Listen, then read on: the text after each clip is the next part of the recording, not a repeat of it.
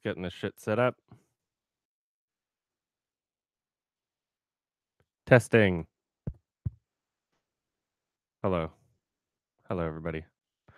So I'm gonna send some invites. Patreon Hangout. Hello. So just be patient with me while I send these out. A little late setting this up. Since this is the beginning of the video, if you're watching this on YouTube afterwards, gotta search through my emails. Ugh. When was the last Hangout anyway? Let's see. That's disgusting. Ugh, had to swallow that. Ugh, disgusting, gross. Yeah, that was January 27th. That was really late in the month. Let's see. Got donations in my email for. Here we go. I will send a thing your way. I have not sent them out yet on Patreon. Just give me 1 second. I'm just it's a bit of a process, and I usually have it done, you know, a bit earlier, but a little late. So if you're watching the beginning of this video on YouTube after the stream, I guess I should just remind you that these are streams for patrons and donators. So it's like, I don't know. I've seen a decent amount of comments about like people acting as though these exist for their entertainment when they don't. These exist so that people who are generous enough to fund my crazy internet adventures, so that they can, chat and hang out and talk, talk about whatever they want. So this is for them. The fact that I'm live streaming this on my vlog channel, it's a favor for people who want to watch it without having to pay, or people who want to participate in the comments without having to pay. Because I don't know, I just don't like. I've never been a fan of creating content that's behind a paywall, and so even my hangouts seem like a kind of content in a way. It's a conversation. And I just don't like the idea of putting that behind a paywall. I don't like the idea of putting anything behind a paywall. I might be in a situation at some point in the future where it makes sense to put something behind a paywall. Like if I want to get a movie in theaters or something, if I make a movie, which I would like to. I'm just getting this invite thing written up. Just 1 second. Just gotta have the right links and everything. Yeah, copy.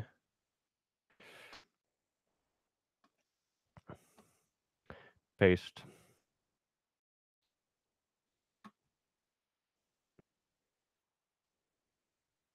And send Patreon message. And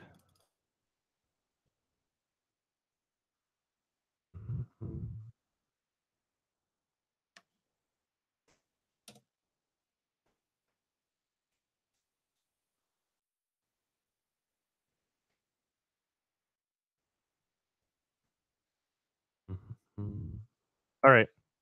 And then yeah, that's it. I'm just gonna post it on the Patreon wall also, because these messages never seem to work properly. So just gonna make a post. Give me a second while I do that. Oh hey, there's people in here. Hi. Hi. How's it going? Good. How are you? Decent. I'm doing all right. I was a little drunk last night, but I was smart about it, and I chugged some Powerade before I went to sleep. I think that made all the difference. 1 second. Making the post on the Patreon wall because it never seems to send messages properly to everybody. And there we go. All right.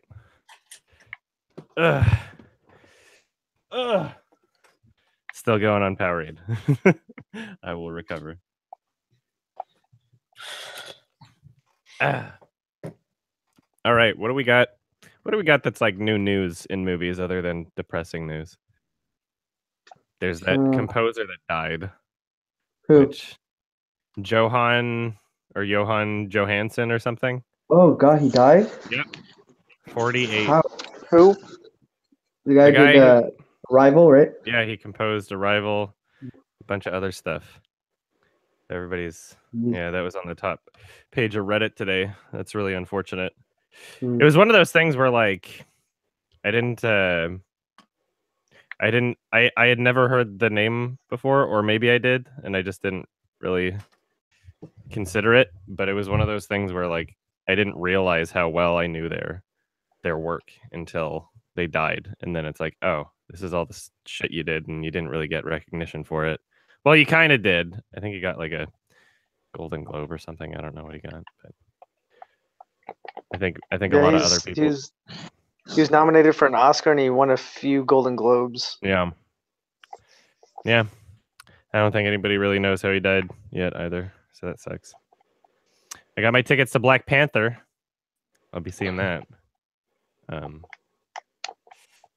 It's crazy how far in advance Marvel movies sell out. I find that really, really weird and crazy. And Star Wars, you know? Like, you don't have that with any other kind of Disney movie. It's just these, like, expanded universe franchises. People are obsessed. It's because it's easy to get invested in the characters because they're written in such a in such a way that they can be the same within one story as any other character in the Marvel Cinematic Universe, and then different in another. Yes. You know what I mean? Not really. So, I'm not sure they'll follow the same character beats as any other Marvel character in their own standalone movie, but then in another movie they'll have some quirk about them. Yeah, I don't like Iron Man and how he is just a plot device in all the Avenger movies, and how he just exists. Actually, I barely watched the second Avenger movie.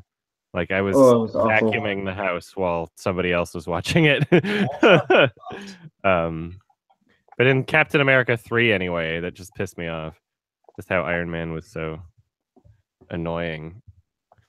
You know, I was like, no, you have to consult the UN before you save the world from annihilation. Just to be sure my mic is working, right? Yes, your mic is working, yes. All right. Somebody's got like a little bit of a kind of subtle clicking noise that was going on. Oh, sorry, that's me. I'm playing Shovel Knight. Sorry. Okay, no worries. Yeah, I don't like Iron Man. I think that that moral dilemma in Captain America 3 was really not a dilemma at all. You know, there's one right answer there. I don't know. People in the comments section said otherwise. I barely remember what happened in Civil War. It was like they were like, yo, Avengers, this time we're going to actually acknowledge the destruction, and you are responsible for damages and some people died because you saved the world from being destroyed countless times. And so then they're like, okay, well, now that Avengers has to be an official government entity, and if you want to save the world, if you want to do literally anything involving saving anyone as the Avengers, you have to go through this rigorous bureaucratic nonsense process and get the approval of the United Nations before doing any of that. And it's like they treat it in the film as this like, oh, who's the real bad guy? Like, what's the real right answer here? And it's like, I'm sorry, you exist in a universe where there's supervillains that can literally just obliterate the planet if they feel like it. There's like aliens from other galaxies that can just destroy entire civilizations. You know, like you are literally you are giving every supervillain in the Marvel universe exactly what they want, because then it's like, okay, well, if I want to destroy shit, all I have to do is just do it really fast, and then the Avengers will never be able to do anything about it, because they'll be, while I'm destroying the planet, they'll be getting permission from the United Nations. Like, okay, that's why it should have been like Hydra or something that was trying to get the accords in place or something, and have it be like a political thriller. But you know, they already kind of did that with Winter Soldier. Yeah.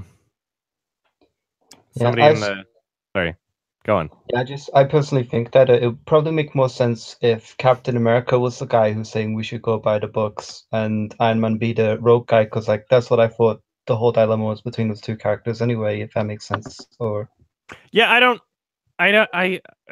I've never read the comics, so it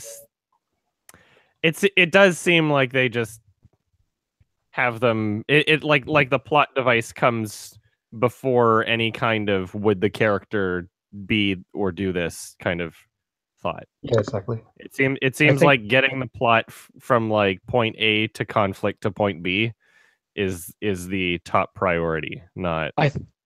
I think that's the way it was in the comics, and so they were kind of trying to shoehorn that in as the way it was. In the comics, it made a lot more sense, because it wasn't just the Avengers can't do this. It was every single person with powers has to be a CIA agent. So there was more. You couldn't just say I want to quit. Mm-hmm. Whereas in the movie, they could have just said, okay, I'm going to quit the team. Yeah. It was sort of stupid. Yeah, I don't know. It's a dumb franchise for stupid babies. I don't know. I have my ticket. I'm seeing Black Panther. To me, they're just passable movies that are good one time through, and that's about it. They're not. That's true. I mean, the Captain America 3, I watched it, and I was like, that was all right. Mm-hmm. You know, I think I gave it a 6 in my review, but yeah, I feel like they're consistent like 6s or 7s with like the occasional 8 or 2. Yeah, because that's what I would give Iron Man 3. I fucking hated that movie. I feel like they're more consistently like 6s and 5s. Is how I would feel about them. Just like, I mean, I have to. There's plenty of them that just plain don't look even interesting enough for me to see, like Thor. Like I'm not gonna concern myself with the backstory of Thor to understand the Avengers. Oh yeah, nothing that interesting even happens in Ragnarok, honestly. Yeah, I'll watch Ragnarok for the director alone, and that's it. Ragnarok was just like, it was dumb, but that's the third Thor movie, isn't it? It was dumb, but clearly it was supposed to be kind of dumb. Yeah, you know, now that like Disney bought Fox's properties, right? Like Disney owns Fox now, right? Yeah. Yeah. And so now they own Deadpool. And now they own X-Men. So they own all those other properties that they can now play with, I guess. But I just wonder, like, do you think they're going to be like, okay, well, clearly Deadpool was working out, and also X-Men. I wonder if they're gonna try to have their hands in it that much, or if they just bought them and they're like, okay, same people, you know, you're still working for us, you're responsible for this project, we're not gonna touch it. I wonder if the Disney Marvel machine is gonna be tempted to look at something that they make and be like, no, you should put this in it. You know, we know it sells. You gotta add some more of this or take that out. You know. I don't know. Like the studio machine seems to. Yeah, Disney really surprised me when they gave Ryan Johnson the creative freedom with Star Wars. Yeah. Either they gave him a lot more creative freedom than they realistically should have, or they're just giving him the writing credit to kind of place the blame. Maybe, I don't know. Because I do think they somewhat had a hand in it with all like the porgs and shit like that. Oh, of course. Other than that, there's no way he just like wrote a project from scratch. Yeah.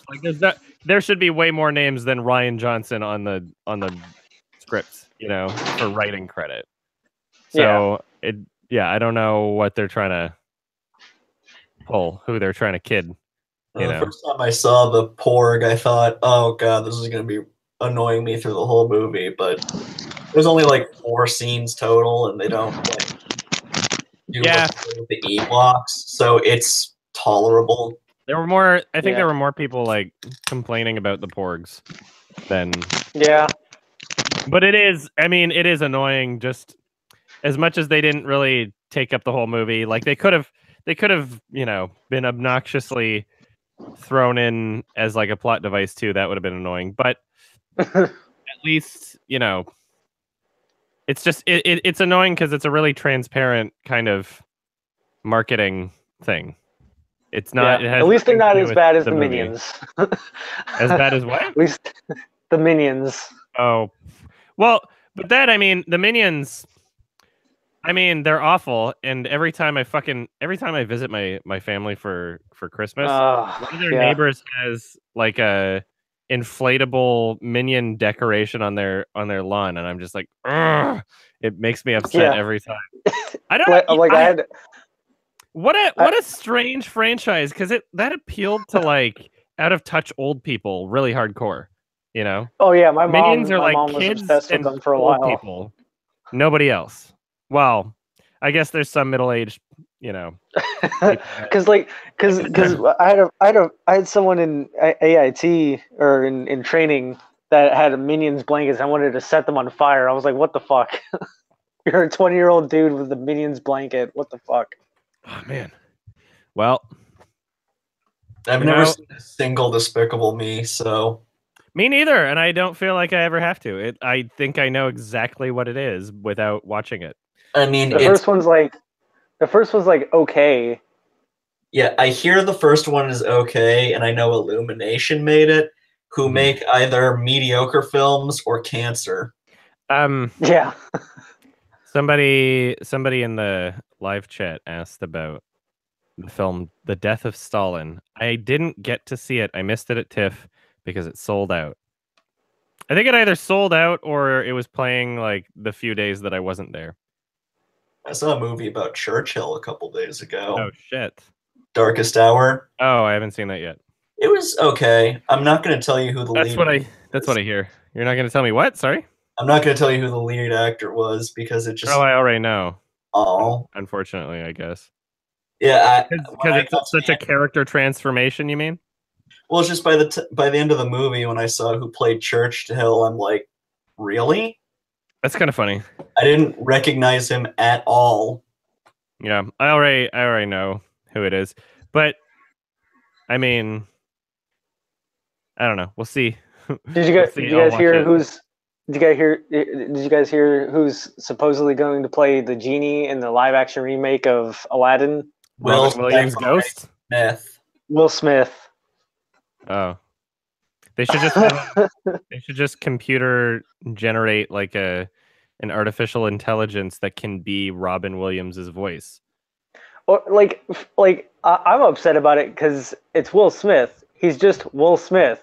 Of course. And he can be funny, but I'd much rather an actual comedian in that role. Like someone who's legitimately can make their own jokes and sort of ad-lib shit. Sorry, this is the like live action Aladdin we're talking about? True. I don't know. I mean, we'll see.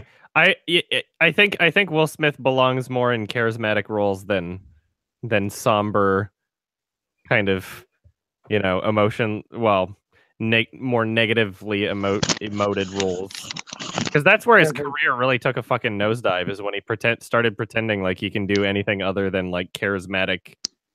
He's like, oh yeah, I have range, and now no one's watching. Fuck.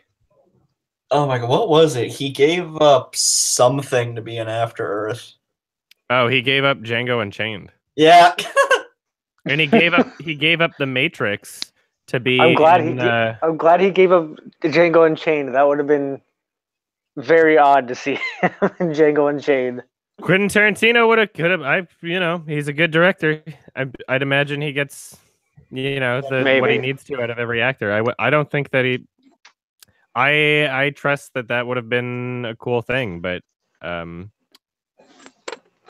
just saw something on Guillermo del Toro where the actors were talking about how he comes at each of the actors in a different way, and how and in ways that they can take material to its fullest potential. And I thought that was really interesting, and how he approaches them in different ways. I think that's important. Mm-hmm. I want to find that fucking quote. I'm going to be seeing Shape of Water tomorrow. I want to see it so bad, but I don't think it's playing here. Yeah, I think I'm going to wind up seeing every single like important nomination Oscar movie that I can before the actual Oscars. I'll be doing another live stream, so.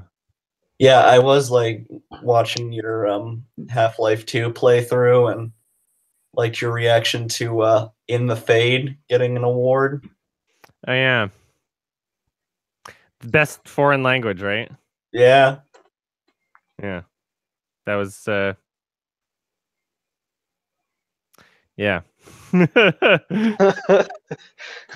see. I don't think wait, that was for Golden Globes, wasn't it? Yeah. Yeah, it's not even nominated for the Academy Awards. Wow. In the Fade winner, Golden Globe. So who's placing bets on if Boss Baby wins Best Animated Picture? We've got it's fucking Coco's there. It wasn't. Was it actually nominated? Oh it's nominated. It's nominated. Because anime isn't animation. I wonder if Coco's on digital, because I need to see that. Let's see. Me too. I wanted to see it. Need to watch that before I fucking. I thought about seeing Coco, and then it's out. 20-minute bid. And then I remember the 20-minute Frozen short, and I'm like, I'll wait till it's on a Blu-ray. Yeah. Apparently they removed that from its theatrical run while it was still happening, because people were just like they were like walking out of the theater and being like, this is not what I wanted to watch. And the reason why they put it in was because they were worried not enough white people would go to see it. Oh, that's funny. Oh, that's hilarious. Why would you? That makes so much sense. Like, oh my god. I mean, it's something that sounds just believable enough that I believe it without doing my research. Well, no, I want to believe that. I get it. That does make sense that it happened, but it doesn't. Yeah. The logic behind it doesn't make any sense. Why would you put a 20-minute short right before a fucking hour and a half long movie? People are gonna go to the theater and be like, "Is this the movie? Did I pay for the right movie?" And then just walk out. Yeah. So the Coco Blu-ray comes out. Coco Blu-ray comes out like a week before the Oscars, so I'll catch it then. Oh yeah, I'll definitely watch it. I've heard it's great. And yet they weren't worried about like Moana, even though that didn't have white people in it. I like Moana. Yeah, I mean, but it had The Rock. Yeah. You know, it had Anything The that Rock. has The That's Rock. enough. Anything that has The Rock now will survive. I mean, will the Rampage movie survive with The Rock alone? Man, I hope The Rock is the next Will Smith in terms of a. I think it's funny. I think it's I happening. think it's funny though, because Moana was boasting, oh, it's got songs based on its Maui roots or whatever, and there was like 1 or 2 songs that were actually like sort of sounded like that, and then the rest were just regular generic American songs, and I was like, what?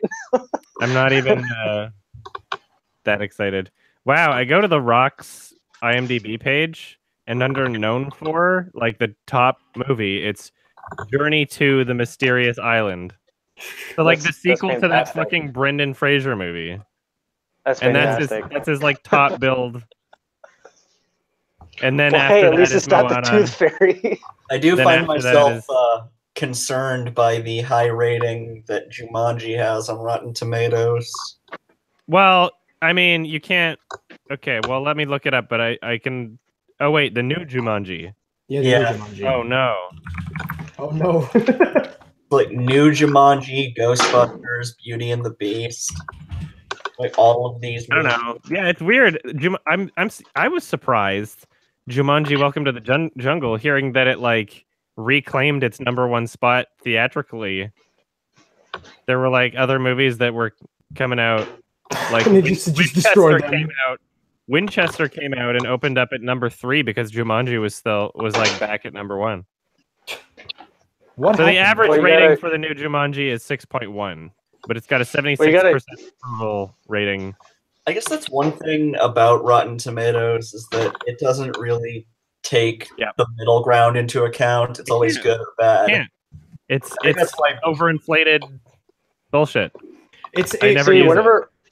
Whenever I consider reviews in my whenever I consider watching a movie, I usually go to Chris Stuckman, Adam, and a few other people to sort of gauge it, sort of like gauge their responses, and then make my decision then, rather than go off reviews online. I find out that I can't trust anyone on YouTube.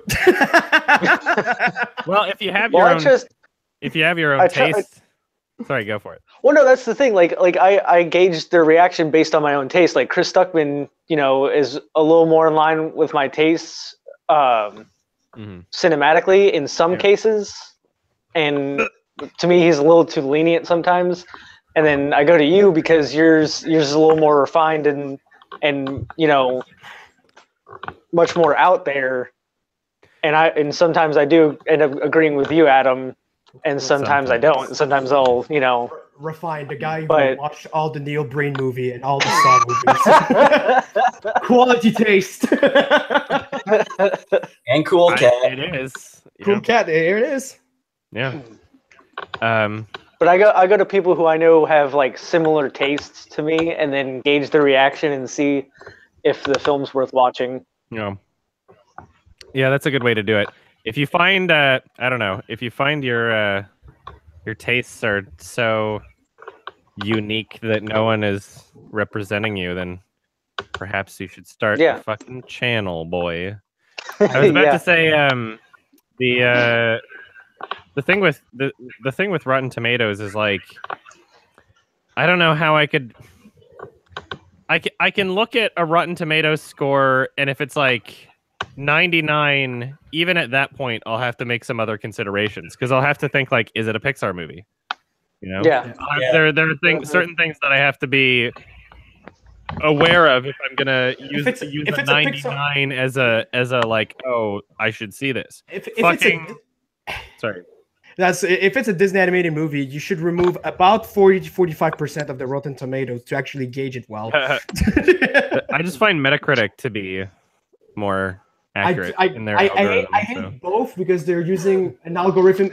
We already had this conversation. I mean, and by we, us on the Google chats, and like you guys, I think with the needle drop, Anthony Fantano and IHE, just ratings mean different things for everyone. I'm 100% sure that my 7 out of 10 means a different 7 out of 10 for you. For you, when you give a 6 out of 10 to a movie, I assume you consider the movie to be fine, right? Like, just like, yeah, it's good. Just a lot of flaws. I think Adam's explained this in his videos. I don't remember, but sure, it's different for all of us. That was kind of the point of my interjection there. Yeah. Yeah. I mean, 5 is average. See, 5 for me is like 6 for me is like it's barely passable, and like underneath 6 is like different levels of failures because it's just how I'm just like I see it. So just different ratings for different folks. I mean, I don't know, because when I give a number, I'm trying to give like a pretty balanced mix of both the technical qualities and achievements from filmmaking and my personal subjective enjoyment, right? So yeah, and people say there's no like merit in numbering systems, and I don't think that's necessarily true if a critic is clear on what he considers, you know, an 8 out of 10 or a 9 out of 10 or a 6 out of 10. If they make that clear to the audience and then give that number, then the audience can take that into consideration with their own tastes. Yeah, with Rotten Tomatoes, it's like, I don't know any of the fucking people on Rotten Tomatoes. There's like very few people that are Rotten Tomatoes certified that I recognize. You know, most of them are just random assholes. Yeah. One thing that kind of stood out to me, I was watching like Ralph do his review of Bye Bye Man, and one of the reviews for Bye Bye Man, and this was in the fresh category, was a waste of time that, given its conclusion, is likely to have a continuation. Yeah, and it wasn't. That sure sounds like a good review to me. Maybe they just gave it a 6 out of 10 anyway, because that's how you get on the fresh. If 100% of critics rate it 6 out of 10, then you have 100% Rotten Tomatoes score. Is that how it works? Wait, that's not how it works. That's literally how it works. That's fucking retarded. How it works. Yes, I'm not fucking. Sorry. I was thinking of other numbers. You're right. Actually, like all people give it 6. It's 100 certified. Yeah, that's literally how Rotten Tomatoes works. That's why I don't use it. It's retarded. It's stupid. It doesn't make any sense. It overinflates really passable, but Adam, and crowd-pleasing kind of like inoffensive bullshit. But Adam, we should thank the score of Black Panther on Rotten Tomatoes. Yeah, I mean, I see a 98 there, and all I'm thinking is like, hey, it's a Marvel movie. Yeah, as well. You know? Yeah, at least deduct like 30 points from that. Yeah, let's be generous. It's not as worse as the Pixar hype. What did fucking Thor Ragnarok have on Rotten Tomatoes? Let's see. 96. Maybe it's lowered, but it's high. Yeah, Thor Ragnarok was It was good. Got a 92%. There definitely was some bad CGI in that movie. Holy shit! What's like the lowest? It wouldn't be a Marvel movie without that. What's like the lowest rated post Iron Man Marvel movie? The Incredible Hulks, or maybe Thor 2. That's my guess. You mean like a part of the whole? Yeah, I'm not counting shit like Ghost Rider and Daredevil. Okay, so Incredible Hulk or Thor 2. That's my guess here. I don't know. But yeah, probably Iron Man 2. Oh, I think Marvel has better effects than DC though. For some reason, DC's effects are just god awful. Like, DC, what the fuck? like it almost seems like they're intentionally making their movies look visually awful. Like, I know, like in every way. Like I saw parts of Justice League, and it literally looks like they shot this at night, but then in post made it day. And it just makes all the effects look even worse. I really want to watch Justice League and Batman v Superman, but I just haven't gotten around to it yet. Yeah, my dad doesn't. I wouldn't advise it, but that's up to you. My dad doesn't exactly have the highest standards, but he saw Batman v Superman and was like, "Oh wow, that was." I was in garbage." denial for a while because I came out of the movie and I was like, that was okay. Critics are a little harsh on it, and then I just had to accept that it was utter garbage. Yeah. By the way, to answer everybody's question, Iron Man 2 is at 73%, Incredible Hulk is 67%, and Thor: The Dark World is 66%. So that's the lower. Oh, Thor: The Dark World. Yep, the second Thor. Okay. I'm not surprised. I didn't see it, so I mean, I forgot what happened. It didn't look very good at all. It was awful. Yeah. They definitely underutilized Christopher Eccleston in that role. Holy shit. Yeah. Can you say that about almost? They basically told him just look pissed off the entire movie. Oh, people are saying Wonder Woman got snubbed for Oscars. That's so funny. Oh, that's insane. Yeah, no. Like, what? Okay. I found that movie to be Wonder Woman no. Wonder Woman was a massive disappointment for me because it could have been great. It could have been like actually really good. But any movie could have been ended great. up it just ended up being the most passable movie you could ever watch. And Yeah, I thought it was just okay. Like if they would have completed her arc at the end, it would have been a really good movie. But although I heard the ending sucked, I haven't seen it. To be fair, interested. When it comes to DC, an okay movie looks like an amazing movie. True. Suicide Squad. True. Audience expectations. Never forget that. It's not even like expectations. It's that they want it so bad. Because like, they're already obsessed with these characters before the movie was even announced, right? Mm-hmm. They're fucking they love the comics and the action figures, and they'll do anything they can to justify their obsession with it, so that it's more of a mainstream thing, so that they don't look as weird. And then B, they're seeing that Marvel already has that, and they want it so bad because Marvel has that. Yeah. They see this other franchise, they see this other thing, and it's like, wow, this is what I could be having. But Marvel actually worked for it. Welcome to the chat. How are you doing? I don't know if you can speak. Maybe. Can I? Oh, you can. hello. Yes. Hi. Your mic is working. Hi. I just like to listen to things. I don't know. Oh, no worries. No pressure.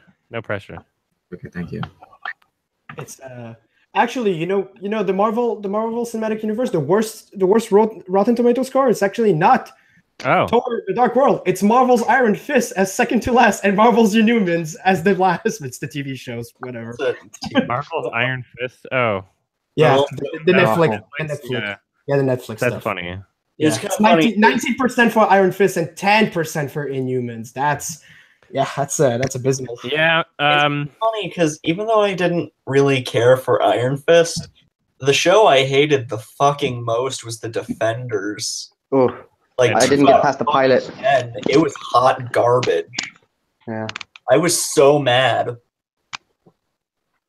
Just saw it. Ending in general, which I won't spoil, just had me like yelling at the screen because it's like, how stupid do you think we are? Yeah. Did you watch the whole thing? Yeah, I've watched the whole thing. Oh no. Why? I wanted to see where it was going. I thought maybe it would improve. I mean, I really liked Daredevil and Jessica Jones.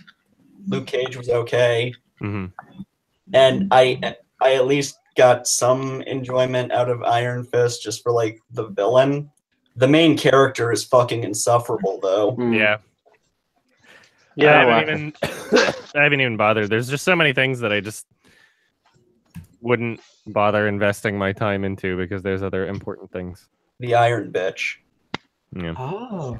I just, it's this whole superhero craze. I look at things like The Flash. Like which channel is that on? I don't remember. CW. That's even like that's one that people watch and is, from my understanding, like well received. Yeah. And it looks like shit. It looks like CW. It looks like garbage. It's easy to watch. Soap opera. Shitty but easy to watch. You want to really criticize Why? it. I mean, all the special effects look like crap. You know, like it doesn't look like anything interesting happening. They turned DC properties into a soap opera. That's why. It's just, yeah. Yeah, I really wanted to like Lucifer, but it was just another fucking buddy cop show. Another one. Yeah. I liked Arrow for a little bit, but kind of fell off of it because it just kind of felt like a soap opera at a certain point. There's just so much crap. Yeah.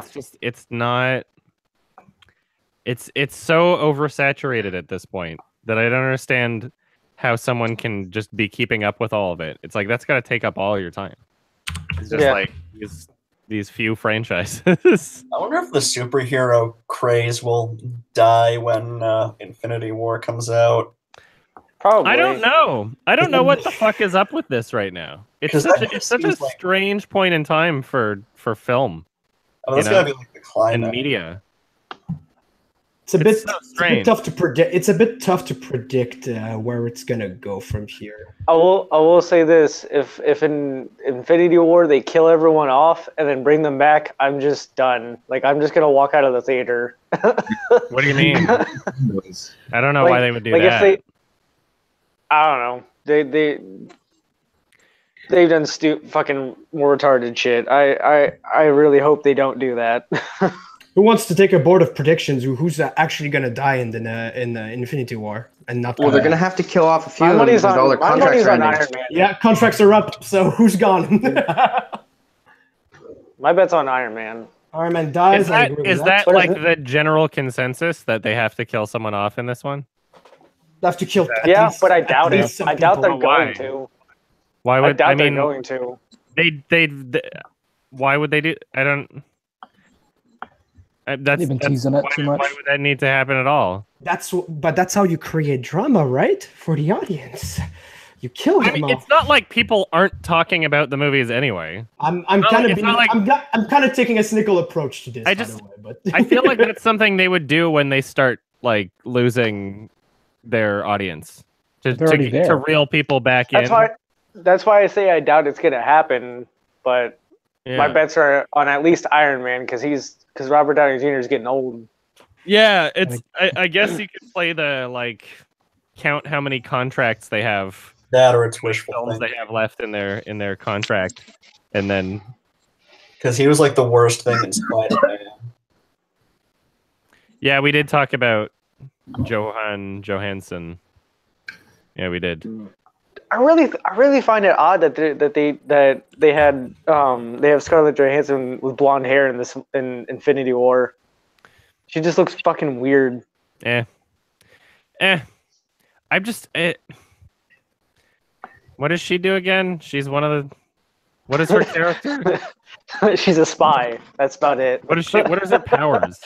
She have powers. She kicks a lot of ass. And she's hot as fuck. Does like Batman. Does Hawkeye have powers, or is he just really good with a bow? He's just really good with a bow and arrow. He doesn't have powers?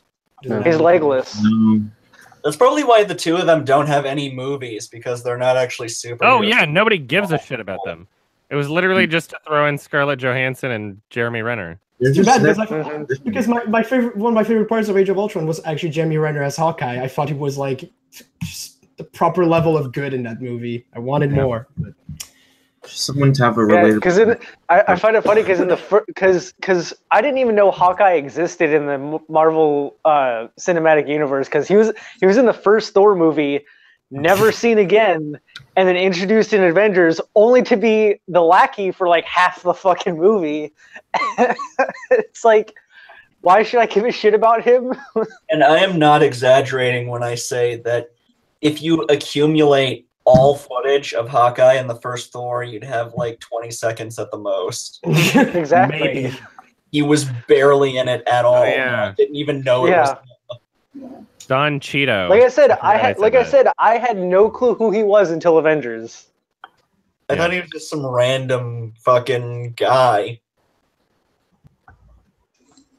I forgot. Yeah, I mean, I forgot they did the whole Don Cheadle thing. Don Cheeto. Who was the original The original Cheeto. Fuck, I forgot his name. In the first Iron Man. Chester Cheeto. I'll look it up. Man, Chester the cheetah isn't as good of a mascot as like Tony the tiger. Or as Pepsi Man. Pepsi Man's the best. Who's this? Pepsi Man? Oh my God, Pepsi! Look up Pepsi Man. Terrence, Look up Pepsi Terrence Man. Howard. Okay. You don't know Pepsi? Oh shoot! Okay, all right. Terrence Howard The was Pepsi Man video game is the original- best video game ever made. Oh, Best video game. It's what? the best character. Look at this fucking. Was it suit. only released in Japan? Yes. Ah, I should get this. It has English dubbing though for some reason. Yeah. Oh shit! Really? The Japanese Yeah. version? Yeah. Oh, I mean, could get yeah, this on fucking- eBay or something. Get an I'm export. pretty I sure could you do can this for the stream. All right. Go get this for your channel. Good. I could totally. Yeah. Was it the fighting game? I can play. There's. What the fuck is that? I'll mute your microphone because you don't want to. Sorry about that. Oh, no worries. I can just mute. If you want, I can just mute you. You can play music if you want. No, I just Pepsi Man. That was the first thing that came up. Oh, was okay. just, Okay. Get auto. There we go. Maximum Pepsi Man. Yeah, dude. I have a question for you, Adam. Yes. Have you seen the movie Wish Upon? No, but I've heard it's hilarious. YMS soon, right? No, I'm kidding. Well, I haven't seen it, so I wouldn't be able to. I would say it is. I would say it is up your alley. That's in, what I've heard. in terms of stuff you do. I was watching that movie with my friends. I was just like, "This is man. just this is batshit insane. Yeah. This is batshit insane. It's so bad." I have that a it's- tab open for it. Just a minute. Did somebody post something in the chat? Yeah. Because it's I not don't- popping up for me. I don't see anything Oh, on the. I don't chat. see anything in the chat either. So. Yeah, my phone told me that there was something, but Oh right, my Whatever. phone as well did, but. What did you think of David Bruckner's The Ritual? I think that it was a decent first attempt at a film, but I give it 5 out of 10 overall. The characters sucked, the story sucked, the acting was mixed. However, he didn't write any of that. And so he was literally just director for hire on that project. So even though it wasn't a great movie, I'm not disappointed in him, and I don't like I still hold true to believing that he has a lot of potential and that he can make a really awesome horror film at some point. I would love to see him have creative control over a project. You know, I would love to see him in that position. okay. Yeah, Adam. Hello, how are you? I'm fine, thank you. What's the camera you got? I couldn't find it on the YMS Reddit.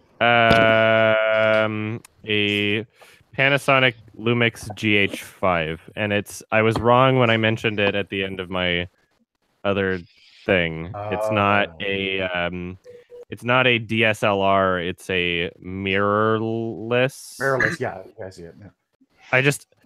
Yeah. I mean, I'm learning as I go. I'm not a gearhead. Right. I'm not like a techie kind of guy. When it comes to like equipment and shit. So I just assumed that DSLR was just a fancy way to call a fucking Gotcha. nice camera. Okay. You know, like any. I don't know. You know. I get it. Thank you. I didn't realize it had to do with how it takes pictures. Hello. Hello. How are you doing? I actually made it to this one. Yes. Welcome. Why is this one so soon? Oh, wait, Yeah, is that it? was- Because I looked at the Saturdays in the month of February, and I realized that the Saturdays near the end of the month were already booked by other things that I needed to do, like recording sessions and. I'm actually quite happy with this because the end of February would have been birthday time for me, so this Yeah. is just perfect. Yeah. Okay. Yeah, So- I asked on Patreon. Yeah, I just scrolled my email. I was like, oh shit, Adam's doing the Hangout thing. I'm like, oh. Whoa, what Shit, is boys! going on there? Notification squad, who up? Yeah, I mean once a month, and I try to make them on Saturdays. So It's very nice of you. why? Thank you. It's been I figure I don't know. It's it's a decent time for me, and I think that most people, even if they're in a weird time zone, it's at least still a weekend. What are Vancouver? That's Pacific. Yeah, it's too much. That's 3 hours. Yeah, okay, it's 3 hours. Not it's so bad. Hollywood time, man. Yeah. It's the only real time. I'm Eastern Standard Time, motherfucker. East Coast.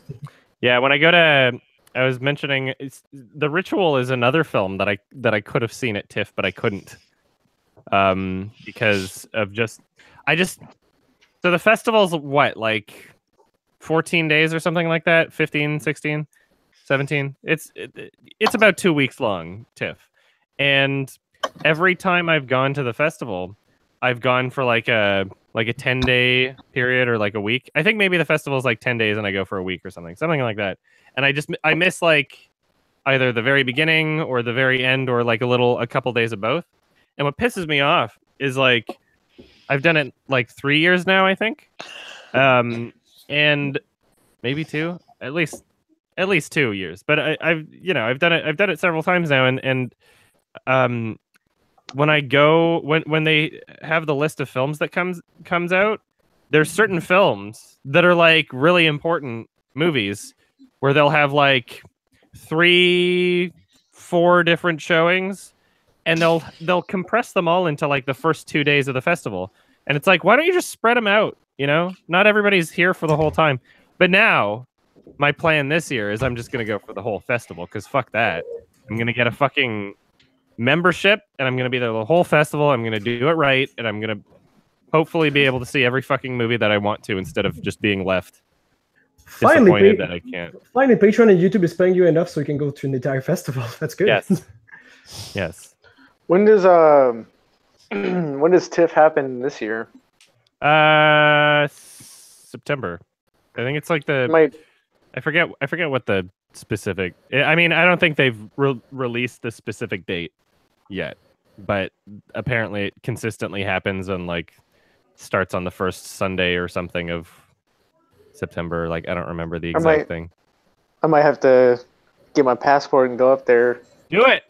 It's a good festival, but you got to do it right, because Toronto Film Fest is something that you can like easily fuck up your whole experience to. I'll just follow you around the entire time. Yeah, it's. Would you? Speaking of, he mentioned something. I'm laughing, but I'm thinking, would you consider, like, for the people who want to make it, like, make a small squad of people to want to go to TIFF? Squad. Yeah. Like some sort of Suicide Squad? What are we, some kind of depression squad? Yeah. Squad. Like 10 or 12 people. I'm just asking hypothetically. Also putting you on the spot. Hypothetically? Yeah, hypothetically. Sorry, I'm French. Words. I was gonna. I thought it was a French accent, and I had a part of my mind that was like, I'm gonna ask, but then I was like, I didn't. Considering I said the 3 hour time zone and Eastern time, it's pretty obvious that I'm Quebec. But I can actually tell by your face that you're French. I'm weird like that. What? Actually, there's two people on the picture. Who am I, left or right? Oh, I only see one. Hotspot. There's only one person on your avatar. Yeah, there's only one person. I'm assuming that's you, because you do. I don't know. Oh, okay. My profile picture just did not update for me. Okay, yeah, that's me. Yeah. Okay. That's the picture I'm thinking about. That's me. Yeah. Oh no, I see the two people. That's weird. Yeah. Okay. So they need these. Oh, some people see the updated, and I see the old one. Okay. All right. Just to confirm. For those who see the old picture, I'm on the left. So I don't know if I'm French. You were gonna ask me something. What happened? I said, would you consider doing a squad for TIFF, like 10 or 12 people? That would be kind of a fucking shit show. At some point, maybe I'll say like, "Hey, I'm here if people want to meet up." I don't know. Okay, I'll rephrase it. Sorry. In that case, what do you mean then? I thought at first, like, for the entire like festival, I was like, that's gonna be a shit show anyway. So no. What I just didn't rephrase it properly in my mind. Sorry, I meant for like maybe not even a day itself, just like since it's Toronto, there's plenty of stuff to like do itself, and there's a lot of good restaurants over there. I've been there once only. It's been a long time since I've gone there. It's a good city to visit. I have 7 hours 7 hours away from me, so that's easy. It's easy to drive to drive to in one day. So yeah. How do you figure out which film to watch at the film festival? Well, so I mean, when I'm looking for movies, there's a few considerations, like what did people at Cannes say? Because a lot of the films have already premiered at Cannes. There's some, TIFF does get a lot of premieres also. But when TIFF gets a premiere, it's more often than not an established director or something with a lot of, at least indie buzz around it anyway. And so I look at things like, who's the director? If there's a director I love, are they directing a movie? Are they directing a movie at TIFF? And then like other buzz like that. And there's a lot of the films have premiered at things like Cannes and other film festivals already. So on your webcam. Yeah. It was muted. Yeah, it was rolling, moving about. Yeah. And yeah, so I post on my subreddit and ask for suggestions, and then I look at the films list and I think, okay, does this look interesting based on the suggestion, blah blah blah. And I just whatever looks like it's something that would be at least interesting. But there's always like every year there's like, tons of movies that are worth checking out. You got to upgrade after that. You got to go to Cannes after that. Cannes happens before TIFF. Next year, 2019. Let's make it big. Cannes is invite only. Oh, right. Right, it is invite only. So I can't, maybe they'll let me if I send them an email. But, I don't know. If we're talking about, getting gigs of me being invited somewhere to review a movie, I think the likelihood decreases if you have a channel called Your Movie Sucks. I don't think there's a lot of studios and festivals that are lining up to invite me when I'm so negative. I know they want somebody who is going to talk good things about everything that they're doing, It's because of the name, though, because if we look at your channel, of course you bash movies, but you bash movies that deserve it. Otherwise, you talk about good movies at your time during the festivals, and you give probably the best list, the end of year list ever, because you're late, but that doesn't matter. You just watch the movies you want to see, and then you give us a report on it. That's actually pretty clever. Well, clever. It's pretty honest about the whole thing, so it actually gives you a pretty good idea of the good movies that came out that year. Mm-hmm. I definitely look at your top 10 list to sort of go through movies if I'm ever feeling bored. Just look them up and watch them. I watched Kung Fury on your recommendation. That shit was fucking hilarious. Nice. I'm glad you enjoyed it. Kung Fury was an experience. If you like 80s, just go 80s. That was just so great. It's weird, yeah, because a lot of the effects were digital that you would never see in the 80s, but it still kind of worked at the same time, and it was a weird blend. What are you talking about? I got disconnected. Kung Fury. Oh. Yeah. Kung Fury. I'm seeing Paul Thomas Anderson's Magnolia tomorrow, so I'm excited. Oh, shit. It's 3 hours. I need to see that too. I need to rewatch it. I saw it once when I was a lot younger, so I can't.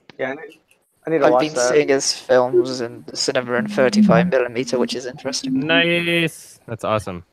Yeah. And then after that is There Will Be Blood, which I'm really looking forward to again. I'm just gonna. There's some people in the live chat that asked some questions that I kind of. Actually, I didn't like There Will Be Blood as much as other people did. Oh, I love it. I love it. Yeah. Awesome. I know a lot of people who could not get into it, but it's been so long ago that I've seen this movie. I need to rewatch it at this point. I don't know. I like it. I like it, but there are points there. I don't know. I have my problems with it. Mm-hmm. It's hard to express my thoughts, and I might have to watch it again. Yeah, I'll watch it again. I mean, I'm going to be, but hell yeah. Someone was asking me when my album's coming out. this year or January next year. So, so someone's obviously gonna have to ask, and it's gonna be me if Yes. no one else has. So. Oh no. I'm bracing for it. You know what I'm gonna ask you. So what do you think of those commissions you got? They turned out awesome. Yeah, they Thanks did. for putting me on the spot. I'll never need to jerk off to anything ever again, other than Hey, Adam. those pictures. Do you still have the MIDI files for your songs that you put on Rock Band? Well, they were never MIDI to begin with. I don't think. Oh. I don't remember if they were. No, I don't. I have no. Yeah, they were translated. Somebody else like did the work in terms of like turning everything to like digital anyway. So, okay. But I have the original recordings from the songs that were used for that. So because I'd like to get it on this one thing. It's called Phase Shift, and it's sort of like a offshoot of Rock Band, and I can usually convert everything if I have the MIDI file or if I have the COM file. Yeah, I don't.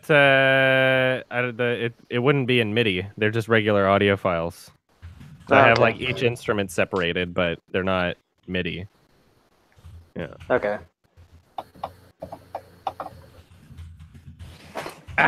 Album's going well, but it's taking a while, and that's a good thing.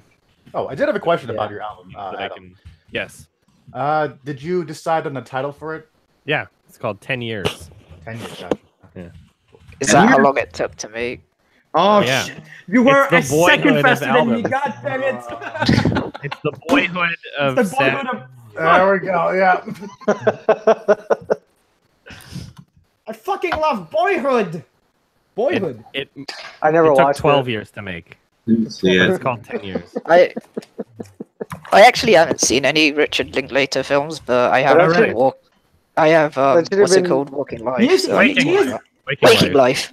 So I need to watch that. Linklater's a talented director. He's a talented director. It's just I did not get Boyhood.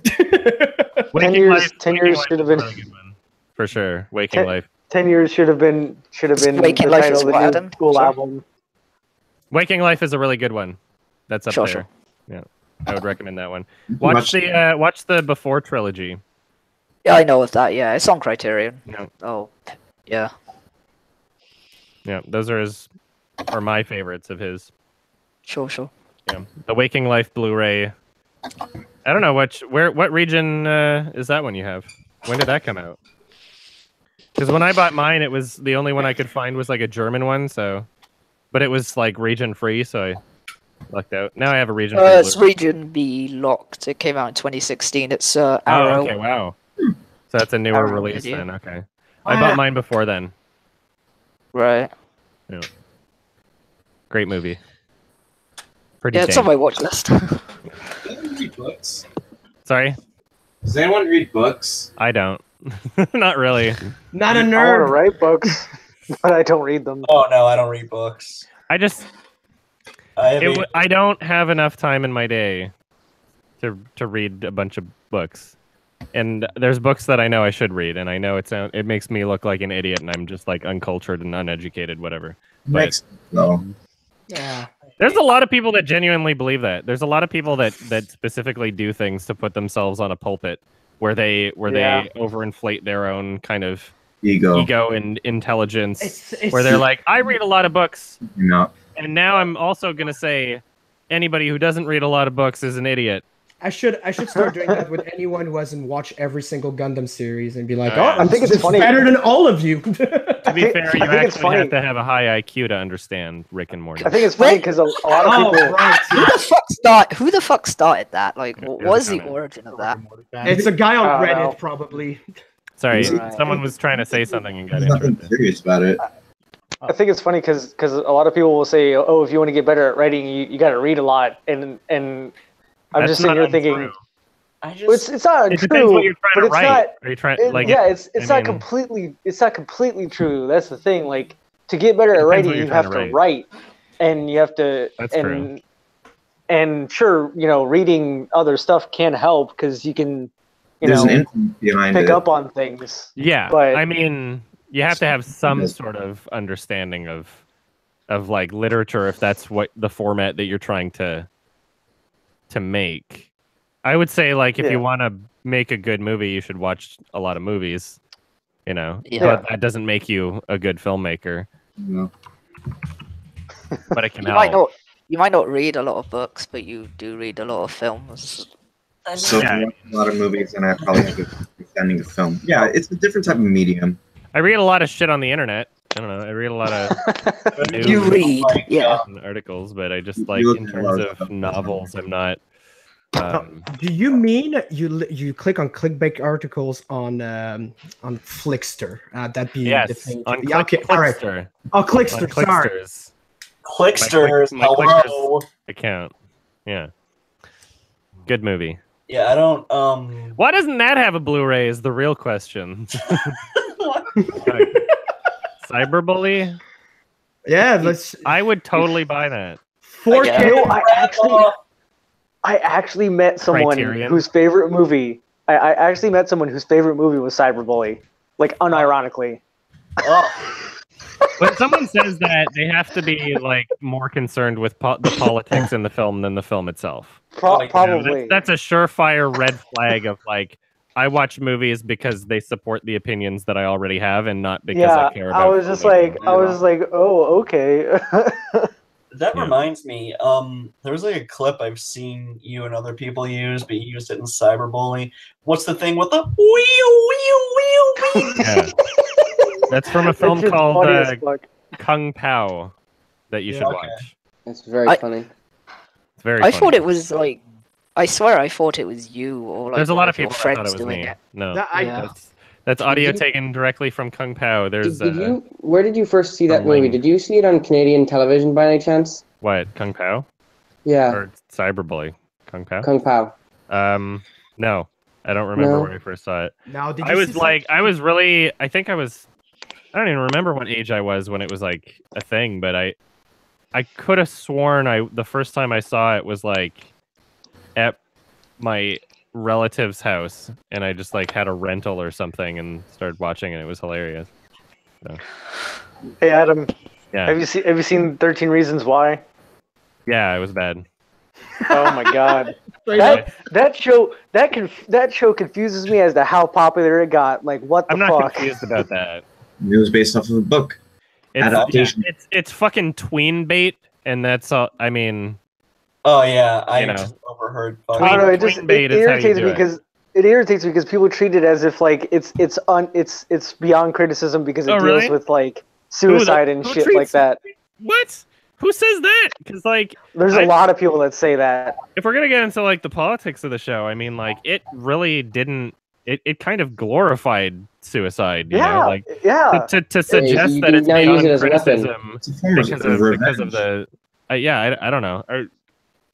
What its handling of suicide is probably one of the worst reasons to.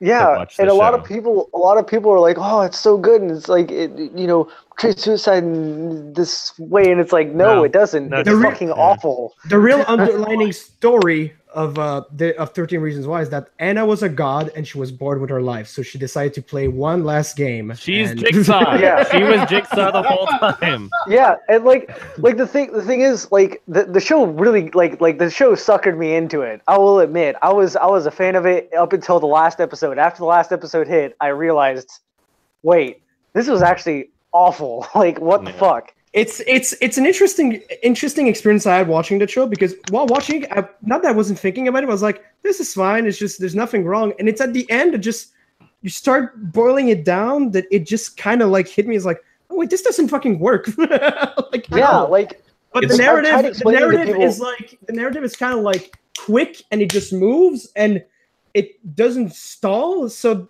I guess there's that going for it.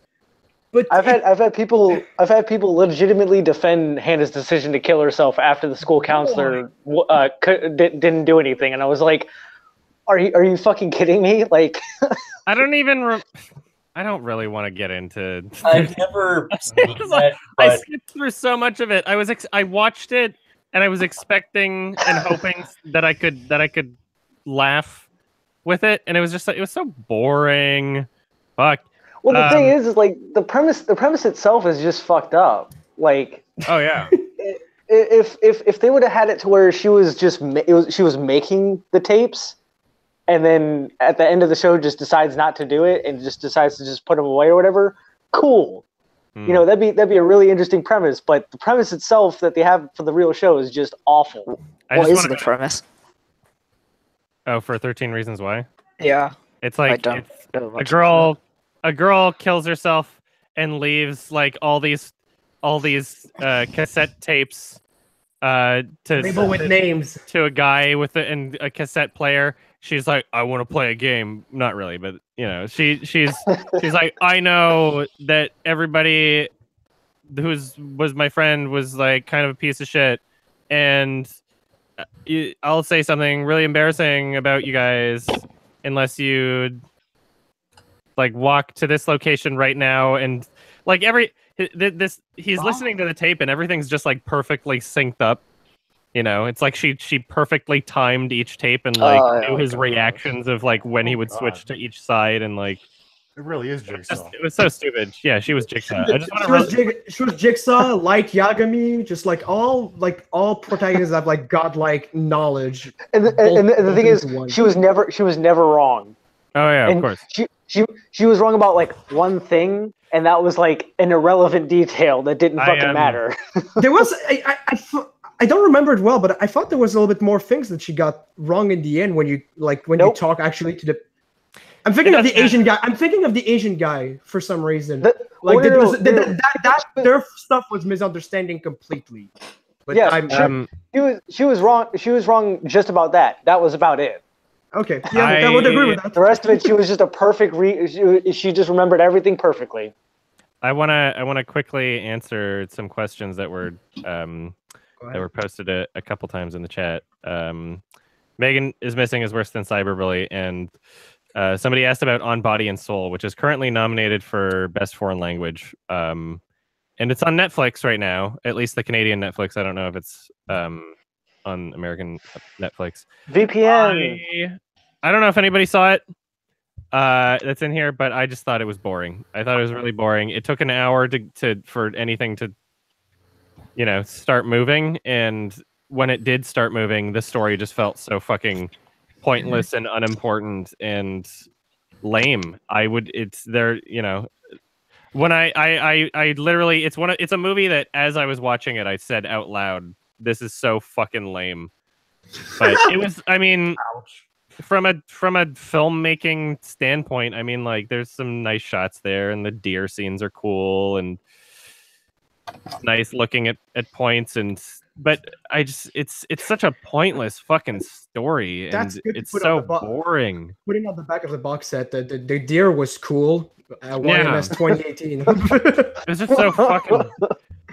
I don't know. I mean, it's got a really good user and critical rating, and it's nominated for Best Foreign Language, but it's fucking lame. It's really lame. It's a really lame movie. Yeah. Adam, I saw. You should watch Thor Ragnarok simply for the fact that Anthony Hopkins reels in his performance so fucking hard in it.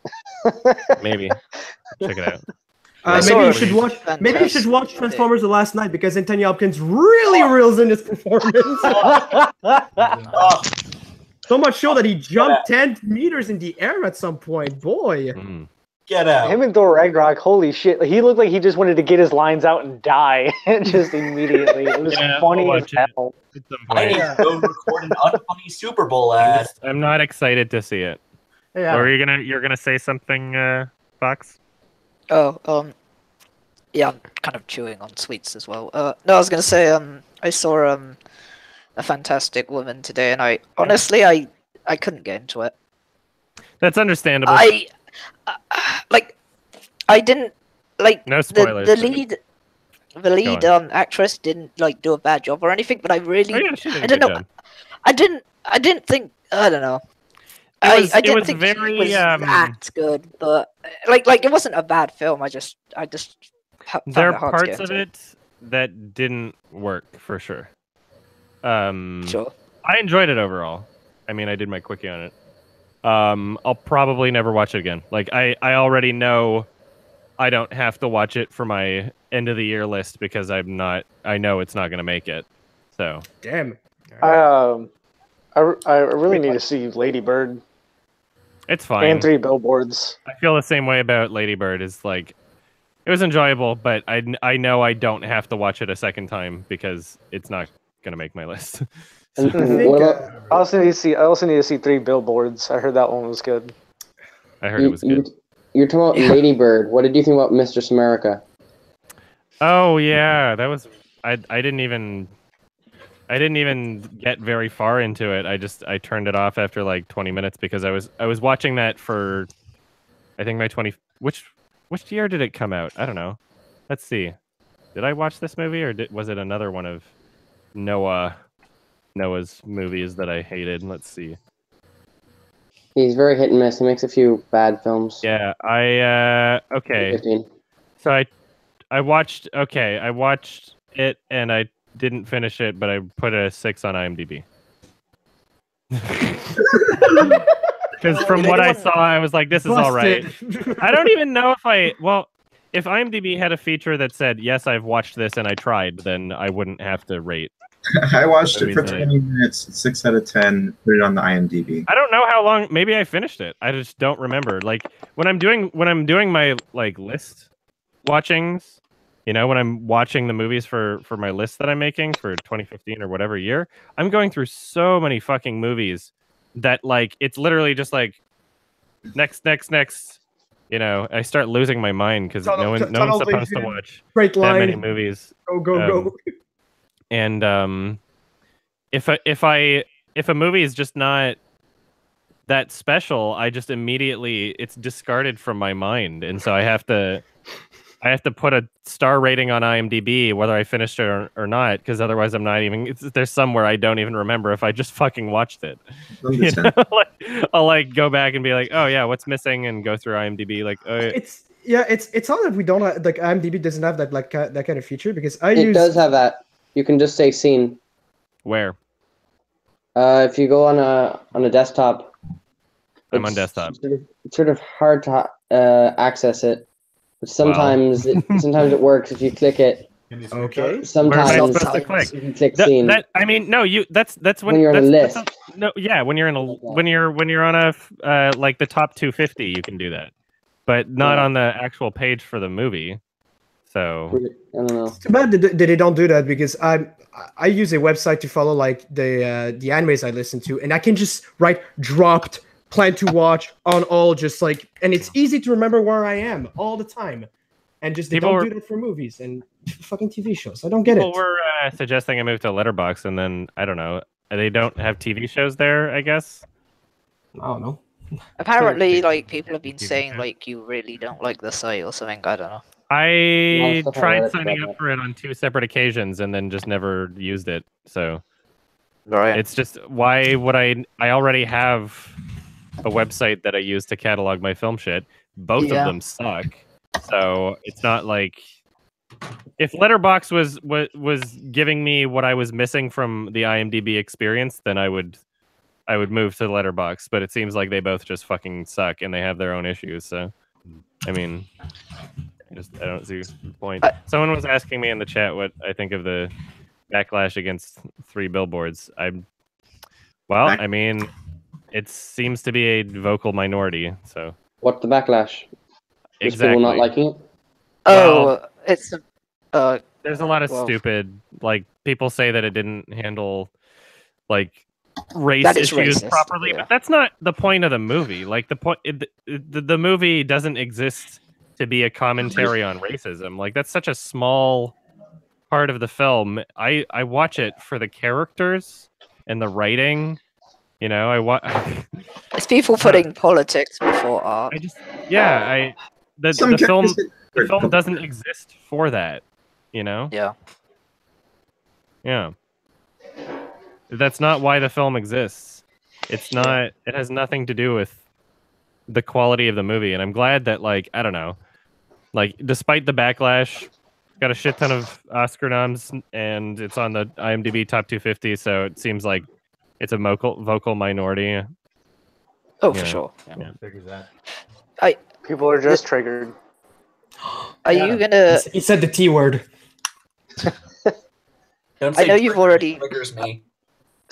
I know you've already played through Shadow of the Colossus, but since the PS4 remake, I should say, is out, are you gonna? Oh, that's out now. Yeah, I think it's been 2 weeks that it's been out. Yeah. Oh, that's literally. Wait, are you gonna go through it again? Order the fucking physical. It's a physical So release, right? all they changed. It's a remake, though. Yeah. Well, I mean, I would love to watch it. I mean, I would love to play it. Yeah. I mean, it's a remake. It's built from the ground up. Yeah. All they changed was how the stamina meter is showcased. Oh, really? And more pretty visuals, and that's about it. Nice. Well, no, wait. I wouldn't want them to change a lot of shit anyway. They as well fixed the control of the game, by the way. Not really. They did. The controls are still kind of weird, and the horse still controls like shit, and the camera still wants to do its own thing. There are apparently like little secret, like extra secret areas that you can find. Apparently, but yeah, so. Okay. Well, yeah. I mean, the recording, the stream that I did of the PS3 version,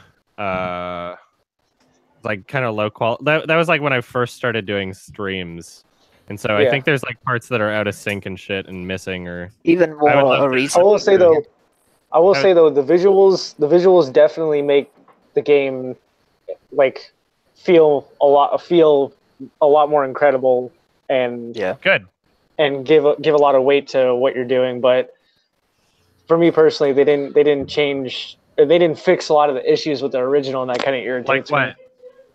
Like what? Like the horse controlling like shit, wants to do its own thing. The camera wanting to do its own thing. You can't tell the horse what to do all the time.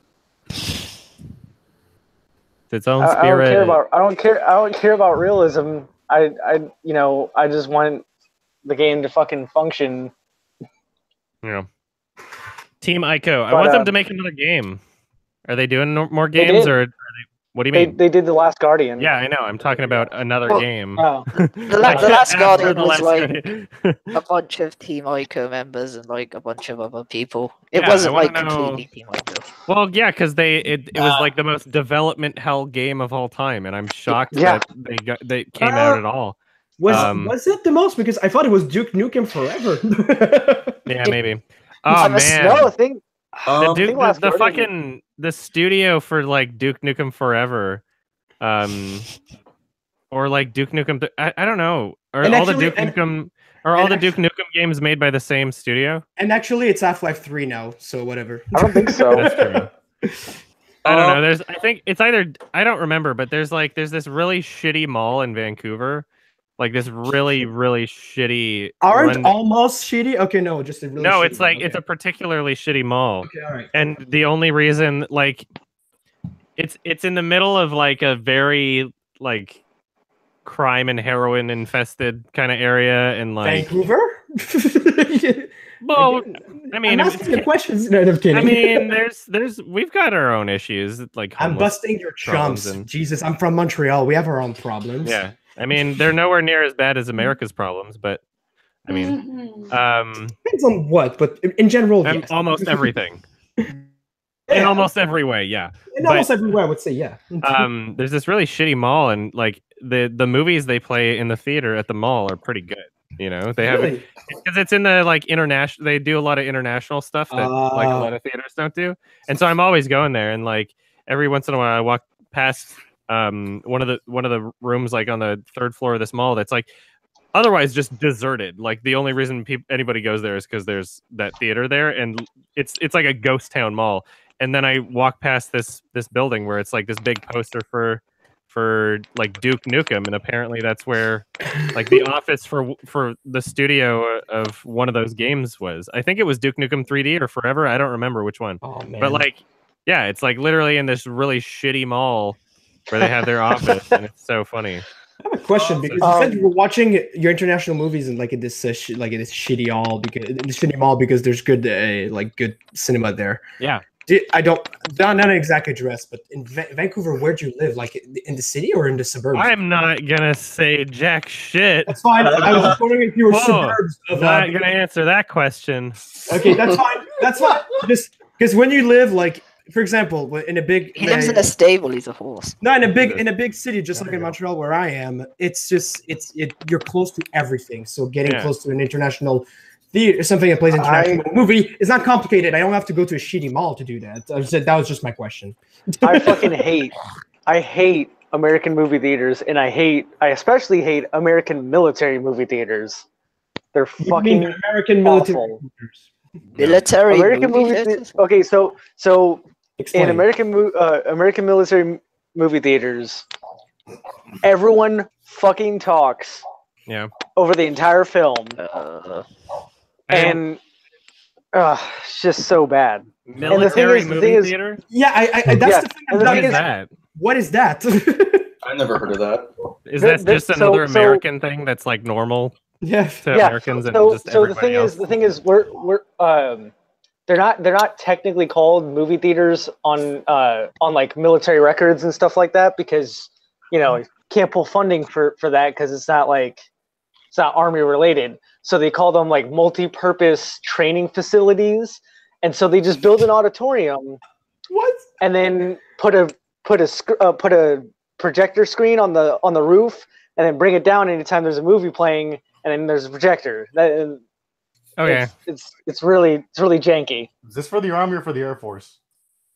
I think it's for all military. Oh. Be American, go to movie, enlist in military. It's just what? America's got Are you pulling a gigantic military. This is insane. What? It's a very complicated issue. Yeah. Because I can shit talk about the military, but I'm a Canadian. And it's like at the same time, the reason why a lot of Western countries don't really have to have an overinflated military is because the US already has one. That's the question I'm gonna ask Justin Trudeau next time. Just where are our military movie theaters, man? Where? Yeah. Where they at? See, I don't think it's necessarily bad for militaries to have theaters on base because it's a sort of morale thing, but the way they're set up is just awful, and there's no one there to make sure people are being quiet or doing anything. It's just sort of free reign. They should just always play Full Metal Jacket. Oh, that perfect military movie. Apparently the first third. Yeah. Apparently there's a TV station in America that just constantly plays some Christmas movie over and over again. Oh man, I don't know if I've told this story. I might have on stream on Twitch or something, but when I was in America last, I think I was at MFF for the fur fag convention, and mumble that. And there was a point where me and my friend, my roomie, we just went back to our hotel and ordered some food and just turned on the TV or whatever. Oh yeah, it was really late at night. It was somewhere, I don't know, 11 p.m., 1 in the morning, something like that. And we were flipping through channels and we found one of those preacher infomercials. Yeah. Paid programming, literally a preacher guy who basically the entire time he was just taking a long time to extort people. He was literally just extorting people, and it's not even a debate of oh yeah, because I'm an atheist, it's extortion because he's doing something religious. He was literally saying, I was shocked with what he was getting away with and the confidence at which he knew he could get away with it, because this is just a thing in America, I guess. But he was telling a story and clearly gearing his personal story towards like desperate, perhaps elderly, or mentally challenged people. But he was saying, he was telling this like personal anecdote, like I was having the worst part of my life. I was poor. I was down in the gutter, and I didn't know where to turn to, and what happened in my life. And then when I was in your shoes at one point, and I looked, and there was a man just like me, and he was a preacher, and he asked me to plant he asked me to plant a small seed of, like, I think he said $10,000. It was like $5,000 or $10,000. A small seed of $10,000. And Jesus Christ! He literally said, and he told me that this seed would grow tenfold and it would multiply, and then use some Bible verse to like justify it. And he tells this story. He's like, and then over the course of the next year, there would be FedEx trucks that would be driving to my house just to give me bundles of cash. Literally, he's saying the story that he sign me up. And he's like, I started to get excited whenever I saw a delivery truck go by, because I knew it was for me. I don't even know where they came from. They just got delivered to me, all these bundles of cash. And I would get $10,000 every week for a year. And now look at me. I'm in this, like, he's dressed nice. He's talking about how shady as fuck. I think I know who you're talking about. It's not even shady. It's just...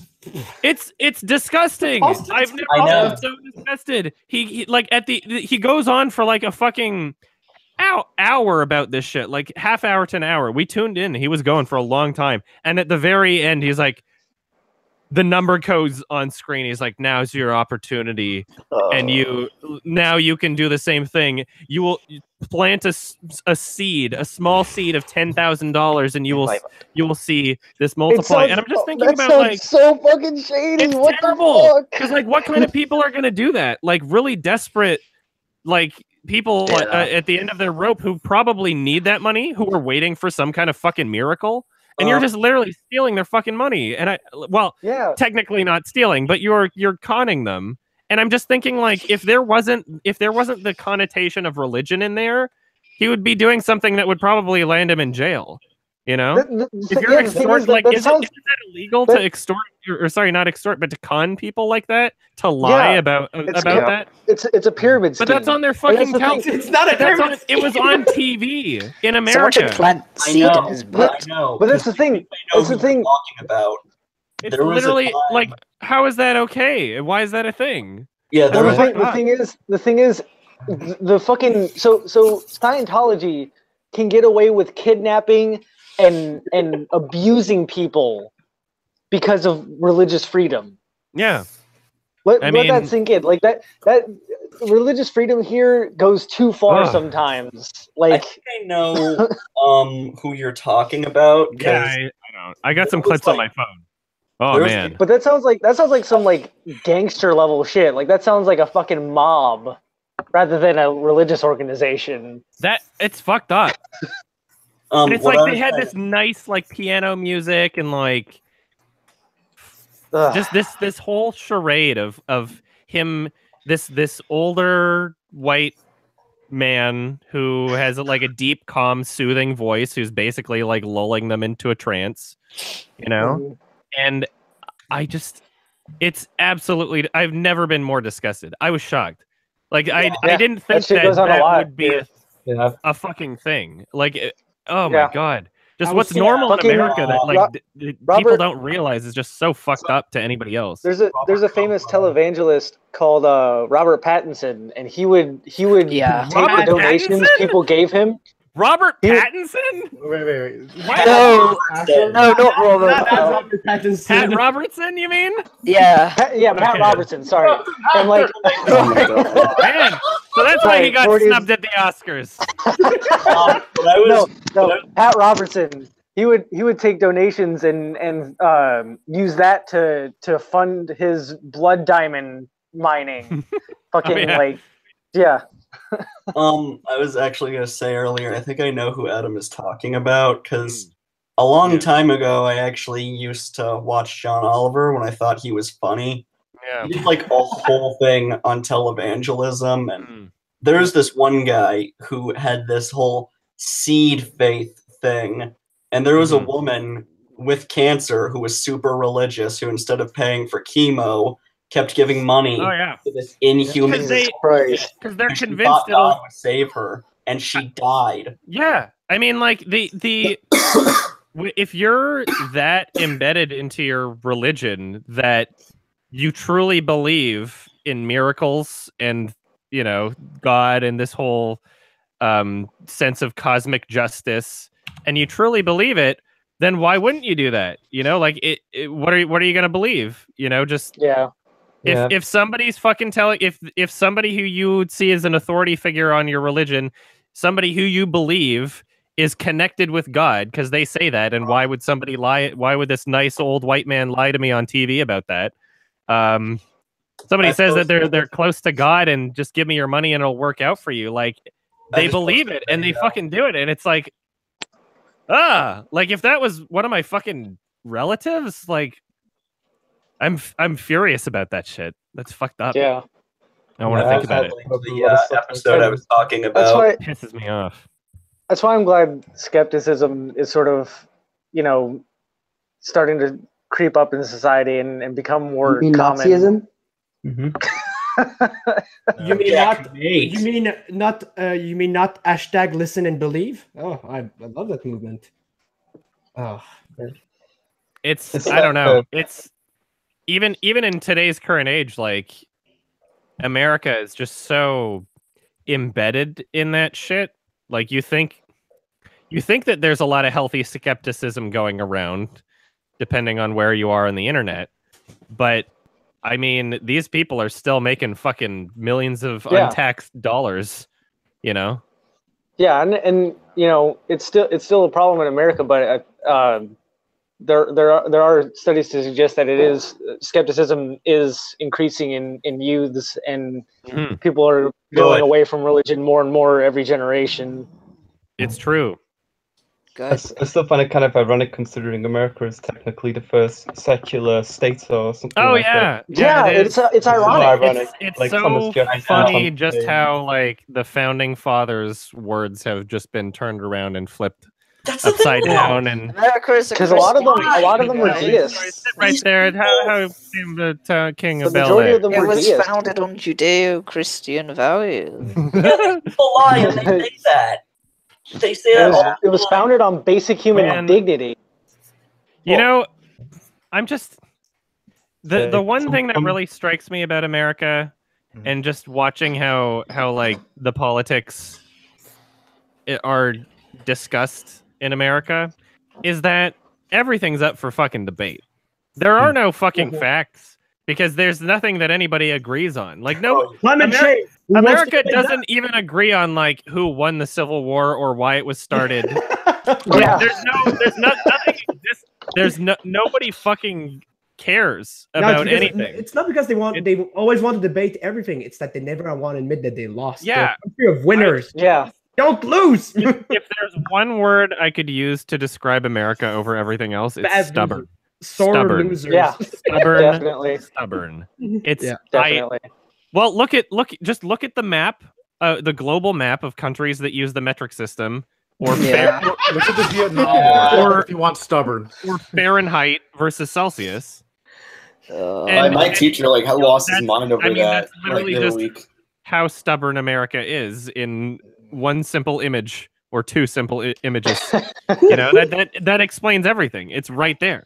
I don't understand people who prefer miles per hour to kilometers per hour. Kilometers per hour is literally more than miles per hour. You can say, oh, my car goes to 200 miles per hour, or my car goes to 320 kilometers an hour. That's like more the better. We're talking. I mean, yeah, it's that you can easily just carry over the fucking decimal point to new values. Centimeters, meters, kilometers. It's all. You just carry over the decimal point.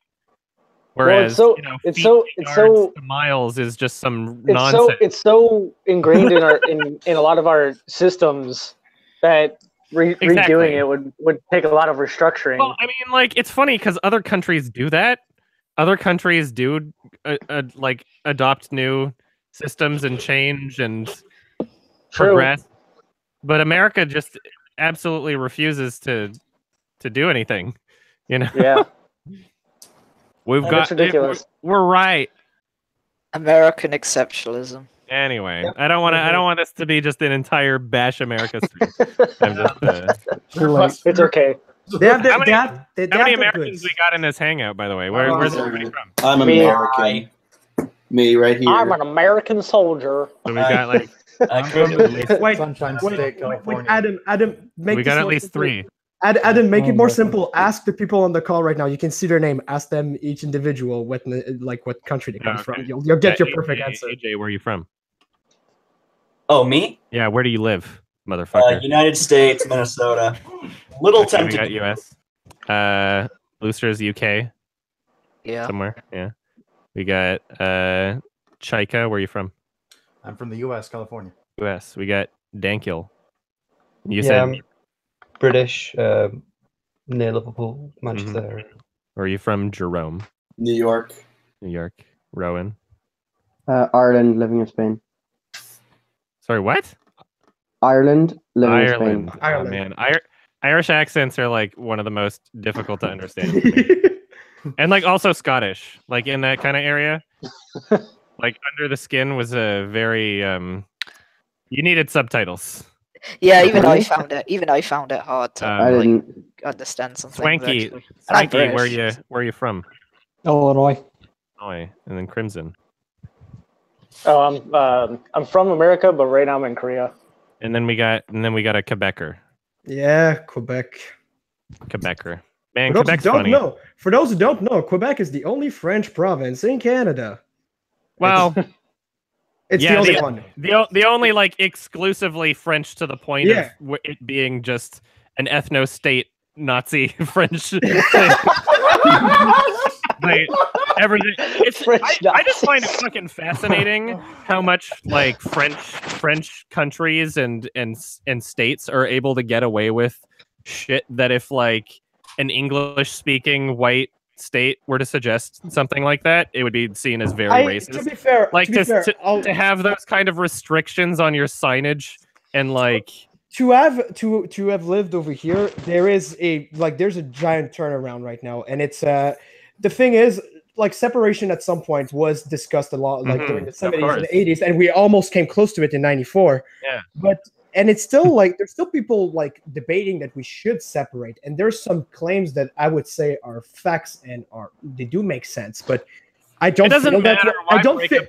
I don't feel that way as well. And plus, while it is like still talked about, while it's still talked about, it is a dying movement. It's a movement that's eventually going to fade out, and that's fine as it is. I don't think it's a problem. I'm not, obviously, since I'm speaking like a good English, I'm probably not a separatist, as you can guess. Man, did you hear about? Sorry. Yeah, go ahead. Did you hear about the guy that was like denied medical treatment from an ambulance first responder because he wasn't speaking French and he was speaking English, and so the guy like he got fired, obviously. But it's just that was in Quebec, and it was just like. I'm surprised. Man, there's so many fucking like French racists. People can be really shitty. French Nazis. There's a lot of that. I've seen because I've dealt with customer services a bunch. I would say most of the time it just depends on the individual, to be fair. But I've seen like even English people who are like, "Oh, I know it's a French the French province, but come on, you got to speak English." I'm like, I believe that everyone should speak both languages, but I've seen bads on both sides. Yeah, I lived in Montreal for a while, and the French are very racist, and it goes the other way too. They all really hate each other. I love saying that because it brings in a layer of irony that we're calling a group of people racist by humans are all racist by language. I think that's kind of funny to say that a province or like a group of people, like French people, are racist. I say it all the time because it's funny, because it's like it's kind of true, but it also has the second layer of just ironic humor where I'm not and it's like so, I understand. So I understand the paradox. And they're not really, and it's racism against the language more than anything else. Like it doesn't matter. I mean, there is there is obviously there's some racist people in Quebec who want to keep all the immigrants out, but that's not like a vast majority of them. When Quebec City, a little bit more than Montreal, and by a little bit more, just because they're more conservative over here in Quebec City. But in Montreal, it's an ethno-cultural state. There's just so much mixed in here that I would never say there's like clearly super big racial bias in Montreal. Montreal is a super it's a super metropole, yeah. When Stephen Harper was at the end of his run, and he tried to stay afloat by suggesting that we ban the niqab. When he said that, he was basically just talking to Quebec. He was trying to win Quebec, and Quebec was like, "Hell yeah!"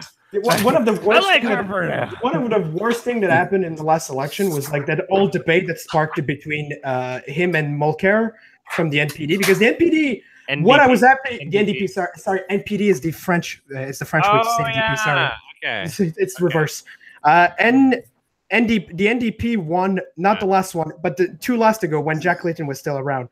They swooped completely the Bloc Québécois, which was a godsend. We didn't need them in federal. We needed them out. And the NDP provided an answer and like a clear voice of what we want represented. But then that old debate sparked with Mulcair about like the niqab and stuff. And it was so dumb. And Quebec basically rejected the NDP. And it was dumb because the NDP actually like a good platform and could have made like a good opposition. But I am very much enjoying this conversation on Canadian politics, but I realize that nobody else knows what the fuck we're talking about. So we should probably change the subject. I'll stop.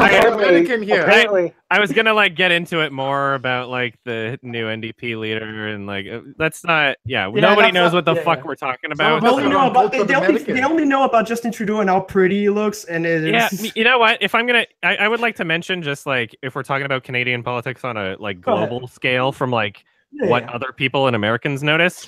Like Trudeau is not a perfect guy. He's got his flaws. He's very much like a neoliberal and very corporate. And, he's liberal where he feels like he can get some fake brownie points or whatever. But I just want to point out like he is an improvement from Stephen Harper, and I'm like a little pissed off that like the whole global reaction to Canada and all this internet shit is like a lot of Trudeau bashing, and I'm not saying like it's unjustified, but like where was that when Harper was around? Like I wish we had people making fun of our prime minister when we had like an objectively worse prime minister. Because Harper was not like I don't want to use the word flamboyant, but he was not out there every time. Like Trudeau's young. Trudeau like is in the end of his 40s. He's like taking selfies using Instagram, like something Harper would never do. Harper was like borderline Trump light in terms of what he was doing. But let's again change the subject. We Harper had a Playmobil like haircut. we gotta like go back to movies. But that's something that I just wanted to throw out there. Can we talk about Adam Plays too? Oh sure, we can talk about it. I did have a question about that actually. I noticed for your Adam Plays Patreon, have you decided yet what you would want to do for the $10 Patreon reward? I want to merge my Adam Plays Patreon with my YMS Patreon, because I think that it's an idea that I had like last year, but I haven't gotten around to doing it because like on the list of things that I need to get done, I just feel like I need to have like a calm space where I feel comfortable and not like flustered getting things out if I'm going to make some changes on my Patreon, because that thing needs updating anyway. And so I would like to merge them and just, I guess have different tiers that are associated.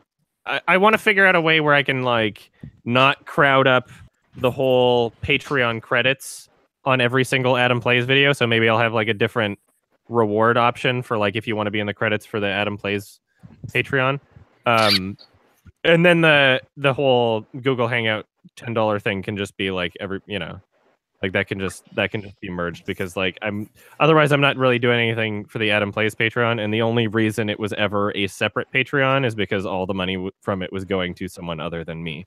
when it was created. So right, now, and so I want to work towards a point in time where like the Patreon that I have kind of encompasses everything that I'm doing, because right now it encompasses the film reviews, and I'm not trying to imply that that I'll restructure myself in a way where I'm not like doing film reviews as my full-time thing, but I think it would just make more sense to like have everything in one. So if somebody's like, hey, I want to just donate for your music, and because I'm making music anyway, or hey, I want to donate for the gaming channel, or hey, I want to donate for other projects that I'm doing that I'm not going to talk about yet, but stay tuned for Monday because there's a cool thing happening.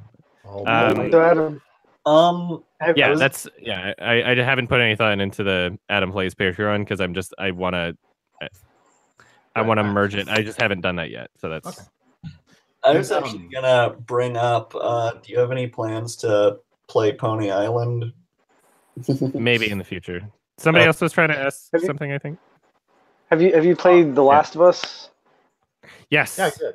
Yeah. And I would like to play the PS4 remastered version for the stream, because when I did play The Last of Us, that was a while ago. That was like one of the first. I will buy you it just to see you play it. I already have it.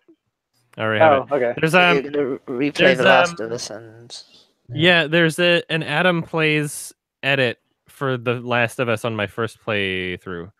Okay. And it's when videos that are that old on my gaming channel, it's like I don't even really find all that entertaining. When you go that far back in time, just the editing wasn't as good. I feel like a lot of less. Sorry. Go ahead, Crimson. Oh, I loved your fucking what was it? Until Dawn playthrough. That shit was hilarious. Funny. It's just a prank, bro. Yeah. I can't.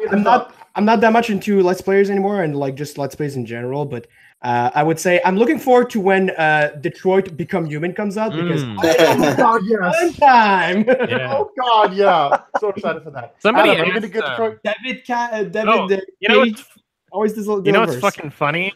I pre-ordered that game like 2 years ago, and I'm just wondering. I'm just thinking I'm gonna have to like call them, like the game store or whatever, and be like, "You guys still have my pre-order, right?" Like, it should be. It's been so long. It's been so long. I don't know. They were accepting pre-orders, and I saw it there, and I was like, "Yeah." Is that coming out this year? I was a fan. I was a fan of Heavy Rain for a bit. This year. It's supposed to be, I think. Oh, is it 2018? Yeah, I'll have to call. I'll have to hope that the game shop doesn't like go out of business before I fucking. They don't have a Q1 or Q2 of 2018. Probably so, quarter 2. Yeah, quarter 1 or probably quarter 2. Yeah, that'd be safe to assume. I have a question, but it does require a quick question to that. Sure. Adam, do you drive? I do now. Oh, you do now. Have you ever watched a movie where a car impressed you so much into the movie that you were like, I want to own that right now? No. I'm not a big, the Not only a reason I have a car now is because my one family member that also lived in Vancouver moved, and she was looking to get rid of it. So, what you got? I don't. Yeah, you know what? I don't want to say my model name on stream either. I don't want to. But what I can tell you about it is that, for when I got it, it took me like over a month just to remember what fucking car I even have. Like that's how much I'm not that kind of person. But the opportunity was there. I knew that the vehicle worked, and I already used it on my like driver's test and everything. So like it was, I got it for a good price because it was a family member, and like I took the opportunity, and now grocery shopping is a lot fucking easier. Yeah, I'm not a huge car person either. Even though I'm like looking for a car right now, when I go back to the States, and like people are like, oh, fucking exhaust this, fucking engine that, and I'm just like, yeah, it works. It's a car. Get Japanese and never look back. You'll be fine. I just want to, make sure that I properly maintain it. I am a big I'm a big car fanatic, but I'm not going to get into that discussion right now. It's just my dad had a car. I have like a passion for it, but it's not even repairing them. It's just history of them. If I were a millionaire and I could get any car I wanted, I would just get a Tesla. Really? Yeah, same here. Because drink the Kool-Aid. Those fucking X-wing doors and like all the cool stuff. That's only the SUV. That's only the X model. Yeah, the Model X. Yeah. Yeah, whatever. I don't know. Whatever model I get, there's so many cool things. You want to get the electric. That's the only time I've ever been excited about a car. Tesla cars are cars for tech nerds. Yeah. Like, I want to agree. I want to agree with you, but I think Tesla is going to become the next Apple, and it's going to become like the mainstream non-tech car company. But I hope not. That's me looking into the car industry and looking into it. Like, yeah. Tesla vehicles are the only time I've ever watched a video on YouTube of them announcing a vehicle and talking about the vehicle and doing like this whole display and like talking about all these new features. I've never done that for a vehicle in my life except for Tesla vehicles. One of the weirdest things I just found out is that SpaceX used a Coheed and Cambria song for one of their videos, and I was like, that's weird. Like I enjoy the band a lot, and they're one of my favorite bands, but I thought it was weird. I was like, that's odd. I think part of the reason why Tesla's got so many people excited is because there's no other car company that was doing anything really innovative or different. Really? Yeah. Like it's kind of just been the same shit. You know, when you go to a theater and all these dumb fucking ads start playing, and then at the end of it you realize like, oh, that was a car commercial. Yes. But you don't know what it's about, and then all of a sudden it's a car commercial at the end. Do you know why? Because you can't get people to buy a fucking car by talking about what the car does anymore, because there's nothing interesting about it. Like 5-star safety rating, it has doors. Like, Another thing is that a lot of vehicles based on what the vehicle does. A lot of car enthusiasts are interested in older model stuff and like older I'm not cars. That kind of guy. And so that's part of the reason for the stagnation is that you have all these car enthusiasts feeding the market for all these old parts and refurbishing old cars. Looking further into it, I would say Tesla is the first one to come out actually with just a luxury, like how an electric vehicle is supposed to be. Like it's supposed to have instant torque to be fast, and not like a huge top speed, but be instant torque. It's the first one that does it well, actually. Something that not a single electric car has done before. That's why I think it's kind of like blowing up. I think it looks relatively decent. I don't think it's a particularly pretty car, but like it looks all right. I think the Model X doesn't look good though. I think it looks straight up bad. But that's fine as it is. It's the new fad right now. And I'm actually not a mechanic, so I don't go into older cars. I actually own like recent cars, and I'm more into just the car industry in general. And I think Tesla is a bubble that might burst eventually because of their promises that they can't deliver on their affordable model. But it's a long topic, but I don't see the future for them. I think when the hydrogen car comes around, it's going to swing around and just like complete reverse. One thing that confuses me is how stick shift is still stuck around so long. It's gonna die out to the mass market. It's gonna stick around for sports cars in general, just because of low end sports car. Like even Ferraris and Lambos have ditched all the manuals. I myself drove a manual. I drive a manual. I bought a manual. I look for a manual because it's not deterrent. No one's gonna steal your car. No, there's that in America, but it's just I've driven new automatics are good in terms of fuel efficiency and just getting off the line, but in terms of driving, I want to feel in control and just what? I enjoy driving, but I'm not putting that above my knowledge of how flawed the human brain is, and that's fine. The room for error and the probability, and just how absolutely retarded it is that we're a bunch of monkeys driving around real death machines. And so I can't wait for self-driving cars. And as soon as it happens, I'm getting I mean, if I can afford it, it will be self-driving cars. Self-driving cars should always vehicle. I don't. Yeah, they should always have a manual setting. Like, of course, I don't think they would allow self-driving cars on the road for mass consumer purchase unless they also had an option for people to take over at the same time. So yeah, I think I'm gonna steal an old joke from Top Gear. I think self-driving cars have existed for years. They're called taxis, and people should just use them. That's dumb. It's not a self-driving car. One interesting thing I saw was like these cars that would go in once they come up onto the highway, they would like link together, and then whenever one had to go, they would like separate, and then it would drive off, and then they'd connect again. That's called a train. Pretty cool. I'm busting chops over here, but it is the future. I'm looking at cost of maintenance. Like the computers that are going to be running this, it's going to be so expensive to own. Like even a base stuff. Like, maybe. It's maybe because, you never know. Because it's gonna, even though the manufacturers can make it great, right? They build it right, it works. But then you've got one bloke who's like, "Oh, I don't want to go to the shop to make my maintenance by them. It costs like $7,000. I'm going to do it myself." And you're gonna have idiots fiddling with their own computer on their cars, and then driving around. And how do you know who's the dumbass and who's not? There's a lot of problems to fix. Why? What?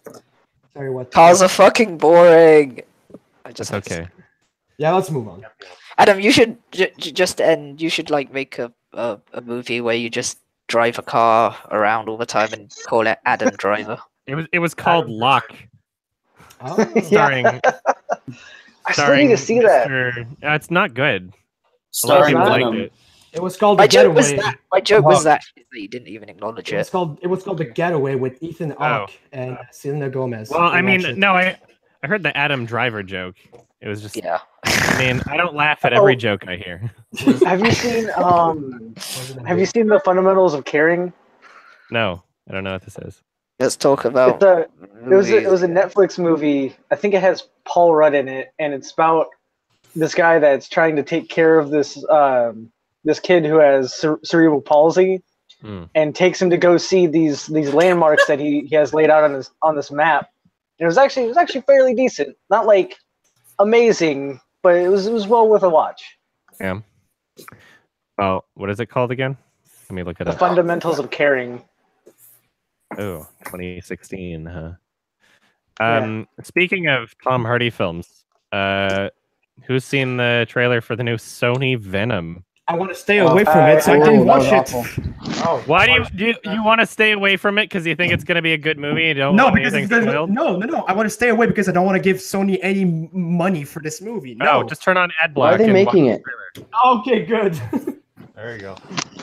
Who likes Venom? Who's gonna go see that? Venom's a huge character for Spider-Man fans. Yeah. They've been trying to make this movie for 10 years. That's why the studios forced Sam Raimi to put him in Spider-Man 3, and he just said, "Fuck it, I don't want to make a good movie anymore anyway." They've been trying to make this movie for 10 years, and I still can't believe that it's a real movie now. It looks like shit, and it looks like the most generic thing I've I forgot who said it, but like I saw like this Twitter post. I think it was John Flickinger was like, "Oh, I see. This is the most generic like superhero movie trailer I've ever seen," and they just slapped the name Venom at the end. Yeah, there's no Venom in the trailer anyway. It's Tom Hardy on a bed going, "Ah!" If it sucks, I did laugh at the one. There was like the tracking shot of him walking from behind of him walking into a store. I actually laughed at that because it was like the most Tom Hardy walk I've seen. Oh yeah, it's so weird. And like the voiceover shit that's happening there. Like why do you need that in a Venom movie? I mean, if it's gonna suck, then I guess we're just gonna have to reboot Spider-Man. No. See, they're gonna make. They're not gonna make a Venom movie. They're gonna make a movie about Venom, but it's gonna be neo-noir, and it's gonna. Dude, he's gonna be a detective with this superpowered suit. Venom is directed by the guy who directed Zombieland. Which I didn't like. Movie was, you didn't like? He hasn't made anything good since then, so I don't know. I enjoyed that, but I don't even remember it that much. I know people enjoyed it. I thought it was fucking. I enjoyed Zombieland, but I haven't seen it in years. Just the whole zombie slow-mo shit doesn't get me enough to think it's a good movie, you know? It was probably it was probably a movie I can't watch. It's a decent comedy. Why the hell would you go to an amusement park? Why did they do that? Why did they do that and turn on the lights and all the sound? Because why the fuck did they do that? Because if you didn't have that, then you wouldn't have a third act climax where Jesse Eisenberg saves them from being trapped. Yeah, the entire fucking movie. I'm not gonna spoil it, but I'm just gonna say that after the cameo scene, the entire movie just falls apart and is terrible. Before then, it was watchable. Yeah. Before and maybe even potentially including the cameo scene, the movie was fine. But then after that point, the whole last third of the movie. You should be watching High School of the Dead instead, the English dub, and that'll be a much better experience. How much do you give a shit about Black Panther, Adam? I want to watch a muscly African man run around in a cat suit. Oh no! But, but other than that, I don't give a shit. Send feet picture. What do you think about Rotten Tomatoes, whatever, like removing? Was it like negative reviews or something? Whenever this shit happens, I don't even know. Like, assuming it's true. Everybody's got their own fucking agenda, and like, there's two sides. And I don't trust it's this. You know what I was saying about like American politics and how there are no facts? It seeps into the internet hardcore because there's so many Americans and they're so very loud, you know. And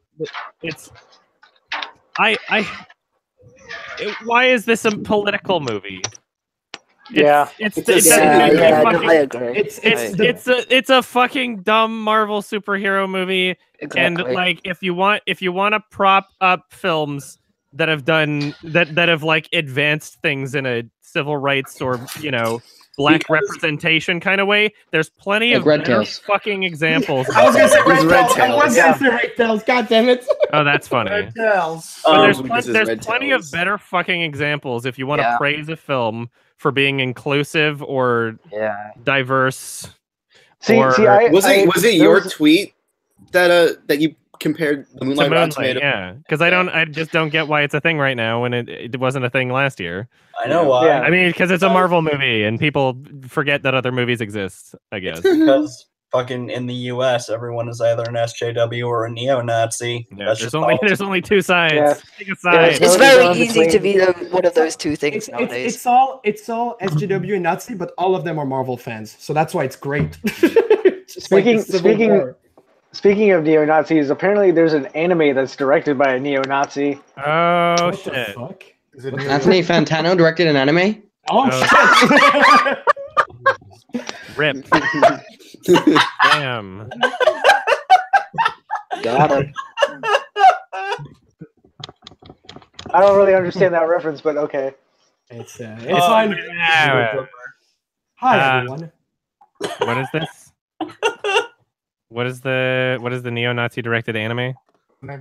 Fuck, I forgot the name. Let me look it up because Mother's Basement did a video on it. Oh well, is it it's the neo-Nazi? Mother's Basement is a neo-Nazi for sure. What did you know? Okay. Oh, Forever Light. Yeah. I'm looking it up real quick. Oh, it's MMO Junkie. Okay, got it. Got it, Crimson. MMO Junkie. Yeah. Really? Interesting. It's the full title is Recovery of an MMO Junkie. It's a story of an MMO junkie. Oh, it's a story of sorry?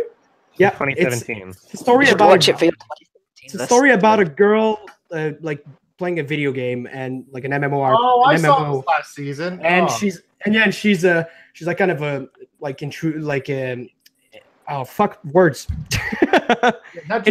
person, and she's kind of like meeting this guy on this game, and she's talking to him, but she's playing a guy and he's playing a girl, with whatever. Apparently, it's pretty decent. So why? Who the guy who is listed as a director, Rin Kokuyu or whatever, like the creator? Is that who is apparently a neo-Nazi? Is that what? No, it's just the director, because I think the creator of it. Of an episode? I think it's an adaptation. It is an adaptation.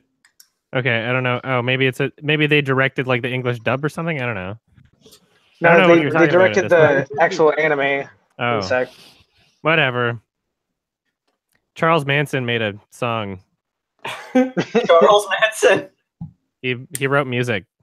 I'm not kidding. Look at that. Adam makes music. Oh yeah, this is true. I just loved the R.I.P. Charles Manson posts on Twitter. That fucking killed. That was odd. That was odd. There was a lot of that going on. Oh, yeah, they thought it was Marilyn Manson. Oh, that's also funny. Yeah. Oh wow, wow. Yeah. What? Yeah, that was Charles Manson died, and everybody thought Marilyn. Wow, Manson rip Marilyn Manson's dad. He created a child. Well, I mean, I guess if we're talking about death, the Johan Johansson died too, and also Reggie Cathy. Who's Reggie Cathy? I know him from the show Outcast, but he was in The Wire. He was he played the dad in Fantastic Four. Yeah, I saw that on the Reddit post. Yeah. Age. Google needs to get better about their limits on people joining calls. I spent like 2 hours trying to get in. Oh, I'm so sorry. Yes, it's fine. It's unfortunate, but these are the. What's the limit? Wait, it's 10's the limit. I don't know. I think I joined. If there's a different like service we could use other than even like Skype is better, except that Skype is worse about every fucking thing. It also has a limit. It Wait, does? It has the same limit. Yeah. So, why not use? Sorry. That's why I do. That's why I stream this thing to YouTube, because then if somebody has a question, they can ask in the chat. You could do it without video and use Discord. Well, at the same time, that's without video. I think unlimited people. I mean, as much as the invite goes out to like over 100 people. My Charles Manson anime. And I'm not sure what kind of conversation we could possibly have. Yeah. With 100 people. Yeah, I mean, yeah. You still have to limit it. Because if like the limitations, if 100 people join, unfortunately exist in every way. So like all I can recommend is like to just be waiting and ready on the Hangout days. That's what I was. I was on my. I didn't even know it was today. Me neither. I just like I got lucky. Like I was. Yeah. It was like an hour after it started. I checked yeah. Patreon and it was like, oh shit, is this today? Yeah. If anybody ever like if you try to make a Hangout and you weren't able to for some reason, like you couldn't get in the call and you're like upset, like I can refund anybody who wants a refund. Like no questions asked. Anything that's donated on Patreon, I refund if somebody wants a refund. Like if it's within like the first. No, it's worth it. Even listening to the Hangout on there, because the conversation about the Canadian politics was great. Oh, good. Are you a Canadian or no? I miss. Canadian, but it was fun listening to it. I'm American. Hearing fucking Adam rag on America, worth every fucking penny. Yeah. I don't like it. It's gonna be forever embedded in YouTube, people.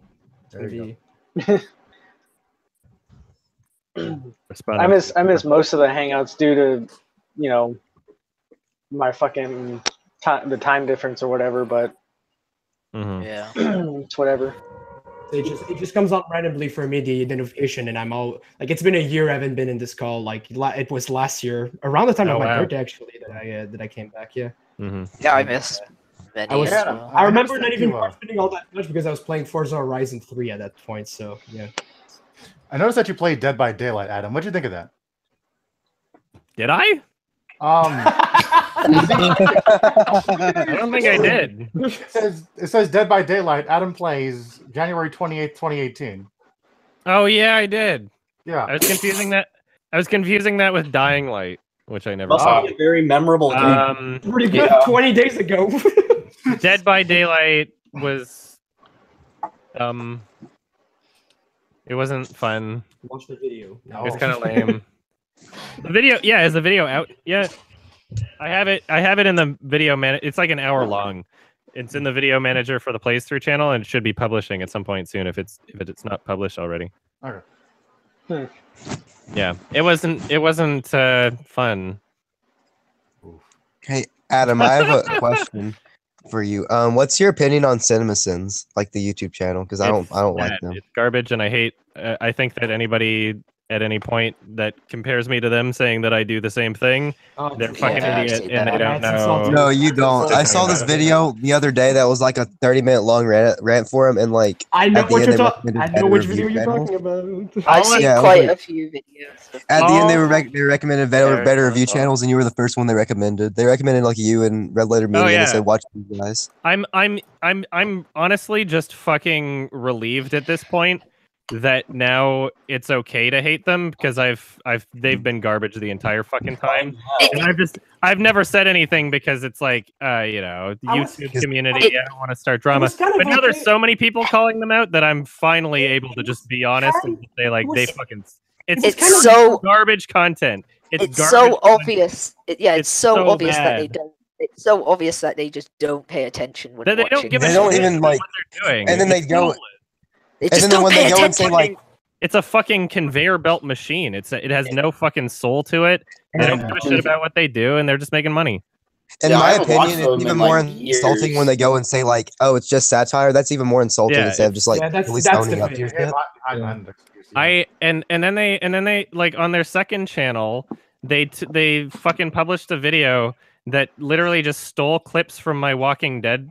So they were talking about the Walking Dead on this brand. I think it was Branson's channel. They did a whole video about AMC, and like a lot of the points were just shit that I talked about anyway. And they took footage from my Walking Dead review in the way that like you could see, like when I edit something, I'm playing with the footage in a way where like I'm making zooms, and like there's particular zooms and cuts that I've made in order to like get past content ID at the time. And so I know what these fucking cuts and zooms are. And then when they were using footage for the show, instead of like getting footage for the show, they just took footage from my review and then didn't credit me. And that's fucked up. I was like, did you pull them out? Yeah, I did. Well, yeah, I did, because somebody posted it on the subreddit, because there was a small clip where my voice was in there. That was intentional as kind of like a reference to me. The person in the video, who I don't want to name because I don't have beef with them at this point, but like it was a reference. Like part of the video was like a reference to me, kind of. And so then when it became a thing on my subreddit, I was like, wait a minute, they're literally just using footage from my review. And so I called them out. Not like I didn't publicly like hound them down, but I made a post on my subreddit talking about how bullshitty that was. And I think I maybe left a comment, and then I think it got to their subreddit, and so the main Cinemasins guy was just like immediately took down the video. I was like, I didn't need for you to take the video down. I just wanted some credit. Yeah. You're not using footage from the show. You're using edited footage for the show that I edited. Right? Yeah. At that point, was it run by the same person that runs it now? It's the guy with the annoying voice or whatever, I think. Like the guy who does.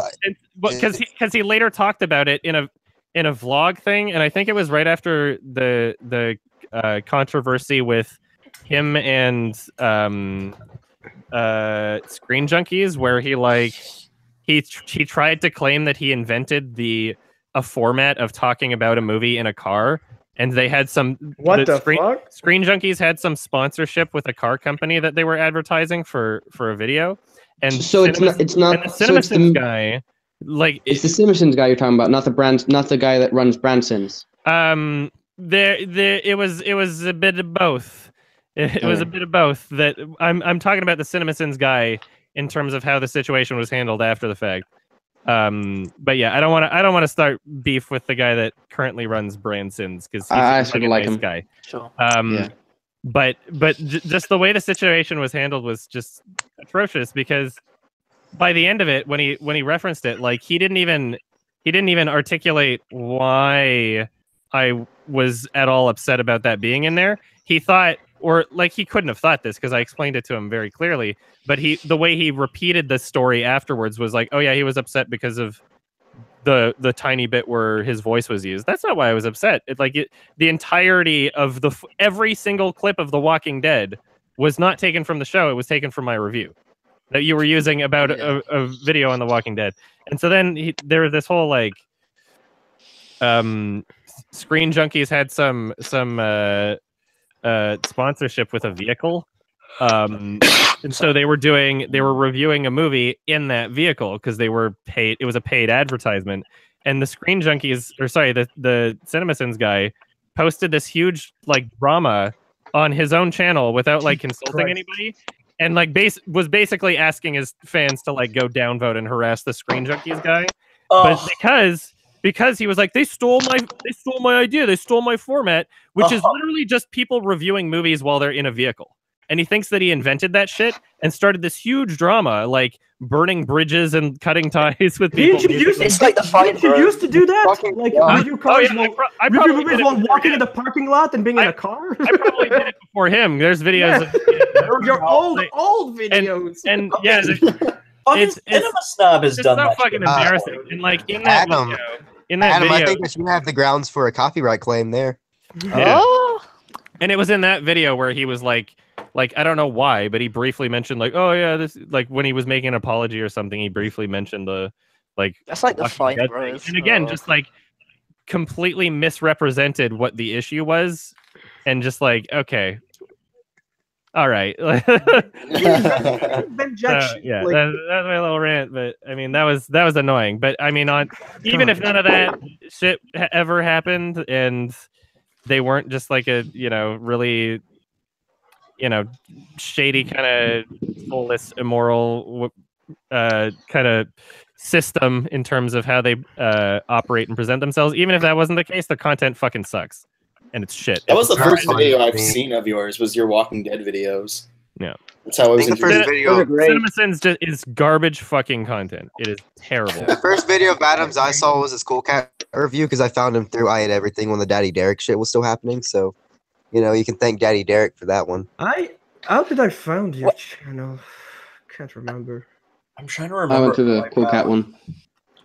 Yeah, my friend was just like, "Hey, this guy is making fun of season 2 of The Walking Dead. You should watch it." And it's like, okay. I can't remember how I found you. I was there, like, I think I actually found Adam. I can't remember what video. And his Life is Strange Let's Play. I've definitely heard of you before I saw you. Dude, I just can't remember where. The way I found your movies sucks is I was walking through a backyard party and Eric Estrada and Vivica A. Fox was there, and Eric said, "Wow, Vivica, it's such a beautiful day," and she said, "Sure it is, Eric. And where is YMS?" And he said, "There he is," and that's how I found.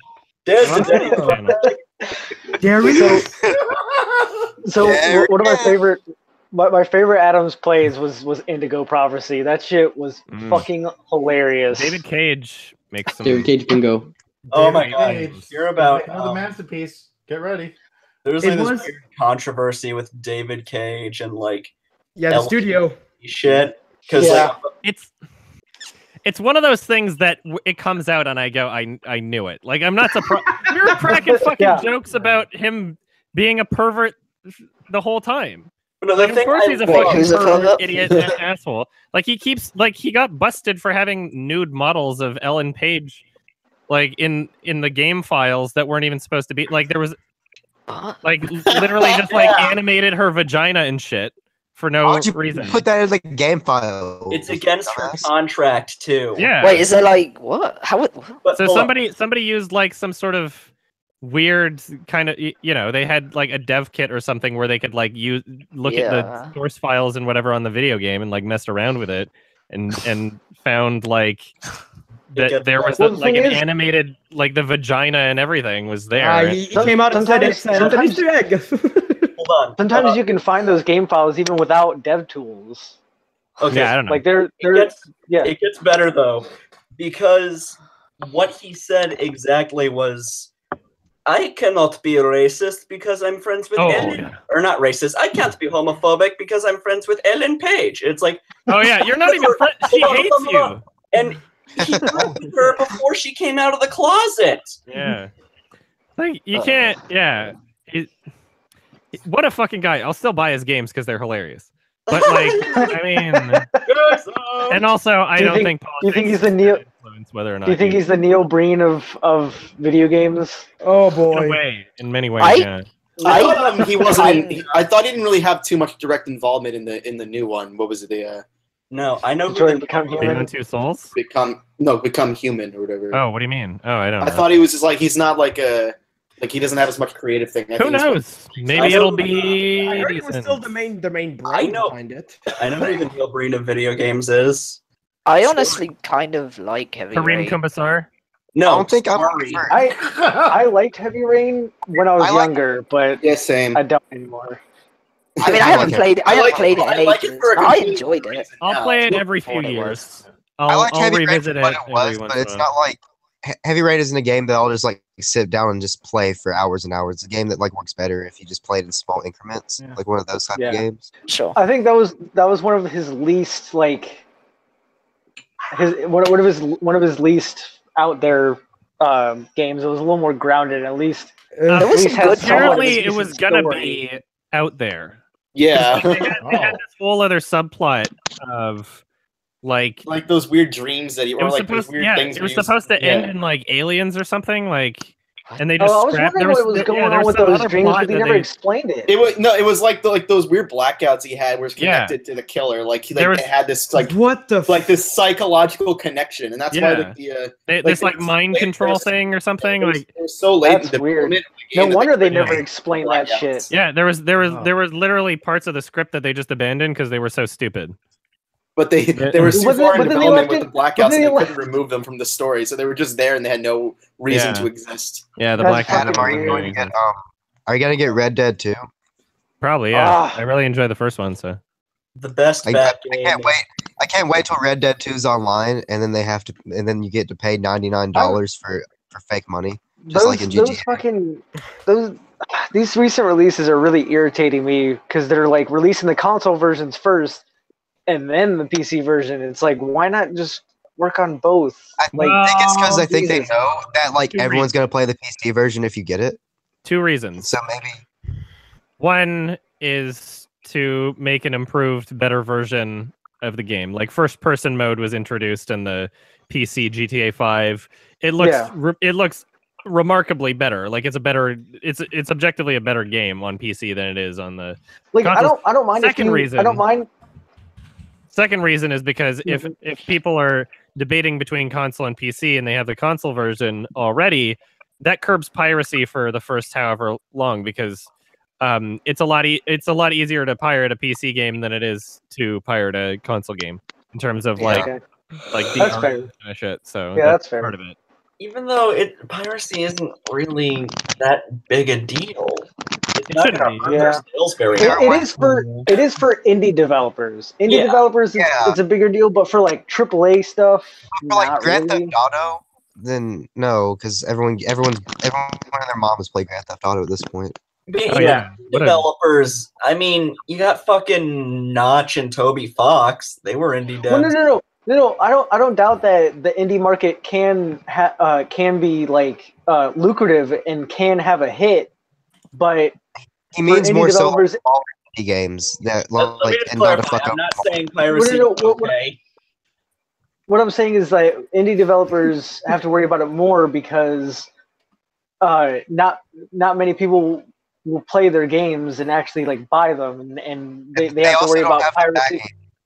They don't also have the backing of big companies like Nintendo or Microsoft. They have to worry about piracy more, and they sometimes can't even afford to put DRM in their games. DRM hurts consumers more than it hurts pirates.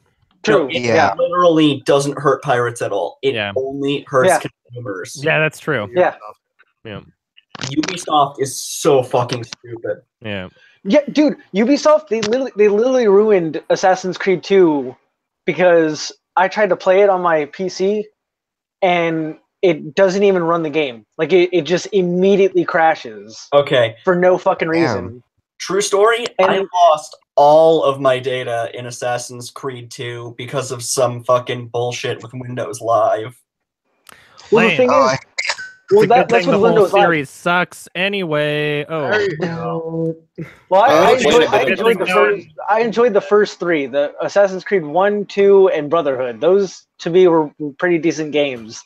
And they ruined the second one because of fucking Uplay. Uplay is somehow affecting the information path whenever your computer tries to execute the... Bullshit. No one uses it. Yeah. Yeah, it's fucking retarded. And the thing is, I've tried pirating the game without and trying to play it without Uplay, yet somehow it still sets up Uplay, and it's irritating as shit. Yeah. Adam, have you played Rayman Origins or Rayman? Not yet, but I have. Should. I have Legends, but I haven't played it. He's too busy playing the much better Rabbids games. No. But I've just come to just not even pay for Ubisoft games anymore. I don't think I hardly play games now anyways. I think the last Ubisoft game I bought with my own money was Rayman Legends, because like that's the only one I felt. Yeah, Rayman Legends is actually a good game, so it really is good because like yeah. I think that all the Rayman games are good, excluding like the Rabbids ones, but those don't really even count anymore because they're like the minions of games now. Sure. Yeah. I'm gonna give. It's not even Rayman Rabbids anymore. It's just Rabbids. It's just called Rabbids, and like Rabbids took over the fucking franchise. Yeah. Well, that's good because now Rayman, that's something that's good, is no longer attached. Hey guys, how about like Blue? What's the name of the studio that makes the Minion movies? Blue Sky. Blue Sky making the Mario animated. They're making a Grinch movie and a Mario. The Grinch movie's gonna be shit because they also made the Lorax movie, so I already know the Grinch movie's gonna suck. Yeah, I saw that poster. I think that was enough for a There's nothing to go off of. The Mario movie, I saw like a thing. It was like a podcast with I Ate Everything and some Nintendo channel. Yeah, I saw that too. Like, a good point. Like, what can you really do with a Mario movie? And like, how does that trend? You can make money, and that's about it. Oh, sign me in. Franchise. Unless you do with like the '90s one, and you have Dennis Hopkins play Bowser, and not even have. I will say one of the weirdest fucking mashups was Rabbids and Mario. Oh yeah. That was fucking weird. I just remember something really weird. My Everyone's Hero video, which was owned by 20th Century Fox, got a copyright strike from Blue Sky. But if you try to click on the video, it says it was taken down by Fox. Oh. I repealed it. That's weird. I don't get it. You mean you appealed it? Appealed it. Yeah, whatever.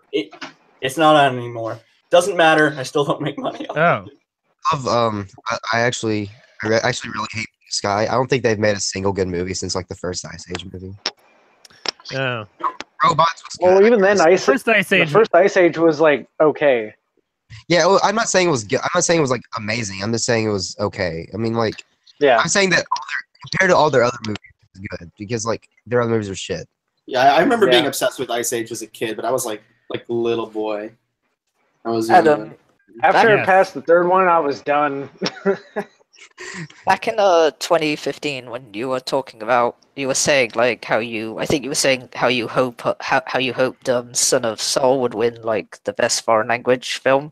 I think it did. At the 2016 Oscars. Yeah, it did. Because I was curious because you put and I'm glad you did. You put Embrace the Serpent in your list. Embrace of the Serpent or whatever it's called. I didn't watch that until I was a few months ago. Yeah, I was wondering if you saw it back when you said that about Son of Soul. No, I didn't. The first time I watched Embrace of the Serpent was like in the last 5 months or something. I wish. Yeah, I've seen that. I wish I could have seen that in the cinema. Yeah, that got nominated that year. Yeah, I did. Adam, have you seen the new Kingdom Hearts 3 trailer? No, I'm not really. I don't care. I don't care about Kingdom Hearts. I'm only gonna play that game because of nostalgia. I'm gonna play it because of the Monsters Inc. and the Toy Story levels. Scar isn't even voiced by Jeremy Irons in Kingdom Hearts. Fuck. Yeah, well. What are we, some kind of nostalgia squad? Yeah. They didn't even get Robin Williams to voice the genie. Why wouldn't they do that? Stinky. I fucking love how people pretend like people act as if the extended cut of Suicide Squad is better. It's like it's worse because it's just more stupid bullshit. Longer bullshit. There's nothing there.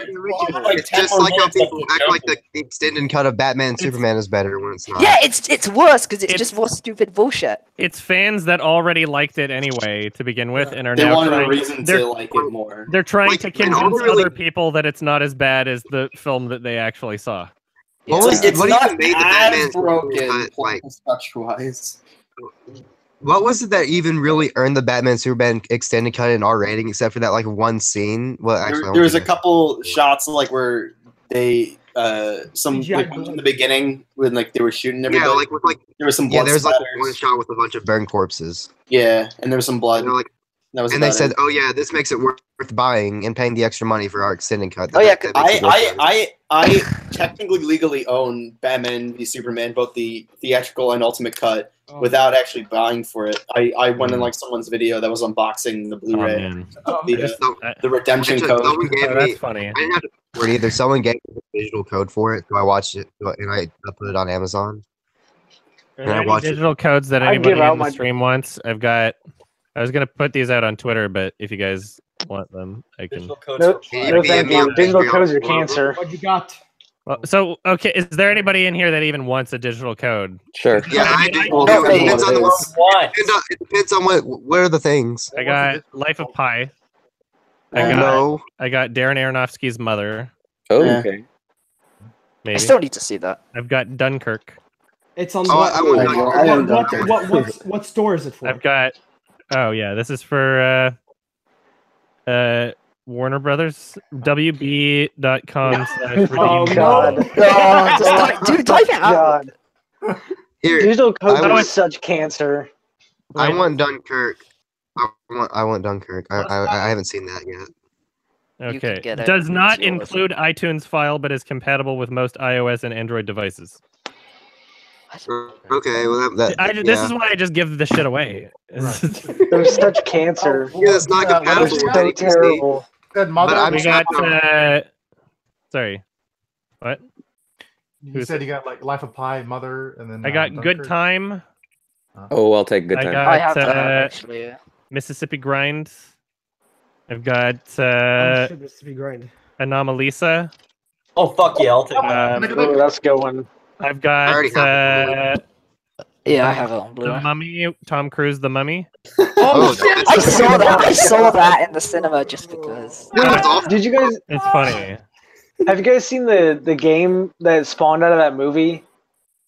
Wait, Yeah, it's super great. What the fuck? Yeah, it looks It's super great. actually good. I played it. The music is fantastic. The gameplay is great. It's a surprise, but the movie For what? The Mummy, like the remake of 2017, they made a Contra game with it, and it's amazing. It's great. Okay, interesting. Every time you die, you spawn in as like a new soldier or some shit like that. It's pretty cool. It looks pretty decent. I recommend it. It's pretty fun. We've got It Comes at Night. Ooh. I own that. I have that We one. got The Look of Silence. I also have that. Adam, here's what you should do because people are claiming things on top of each other. Take a wheel on the internet, write the name down, spin it, name got it, they get the movie they want. Someone tagged some of them earlier. Like, We have our own chat in here, so I can just whoever can Yeah, sure, fucking get it first, and I I'll call it post it. Dunkirk. I call it on. Yeah, people called some stuff earlier. Good time, please. Well, I mean, I don't know. how's this gonna? Anyone who fucking can work? successfully get a digital movie. If one of you doesn't allow me to fucking kill you, I'm sorry. Also, like send it through. Don't you have our emails? I have your Yeah. Patreon messages. Yeah, can you just message us on Yeah, Patreon? why don't you? Wait, I have I have a digital thing for Look of Silence actually as well.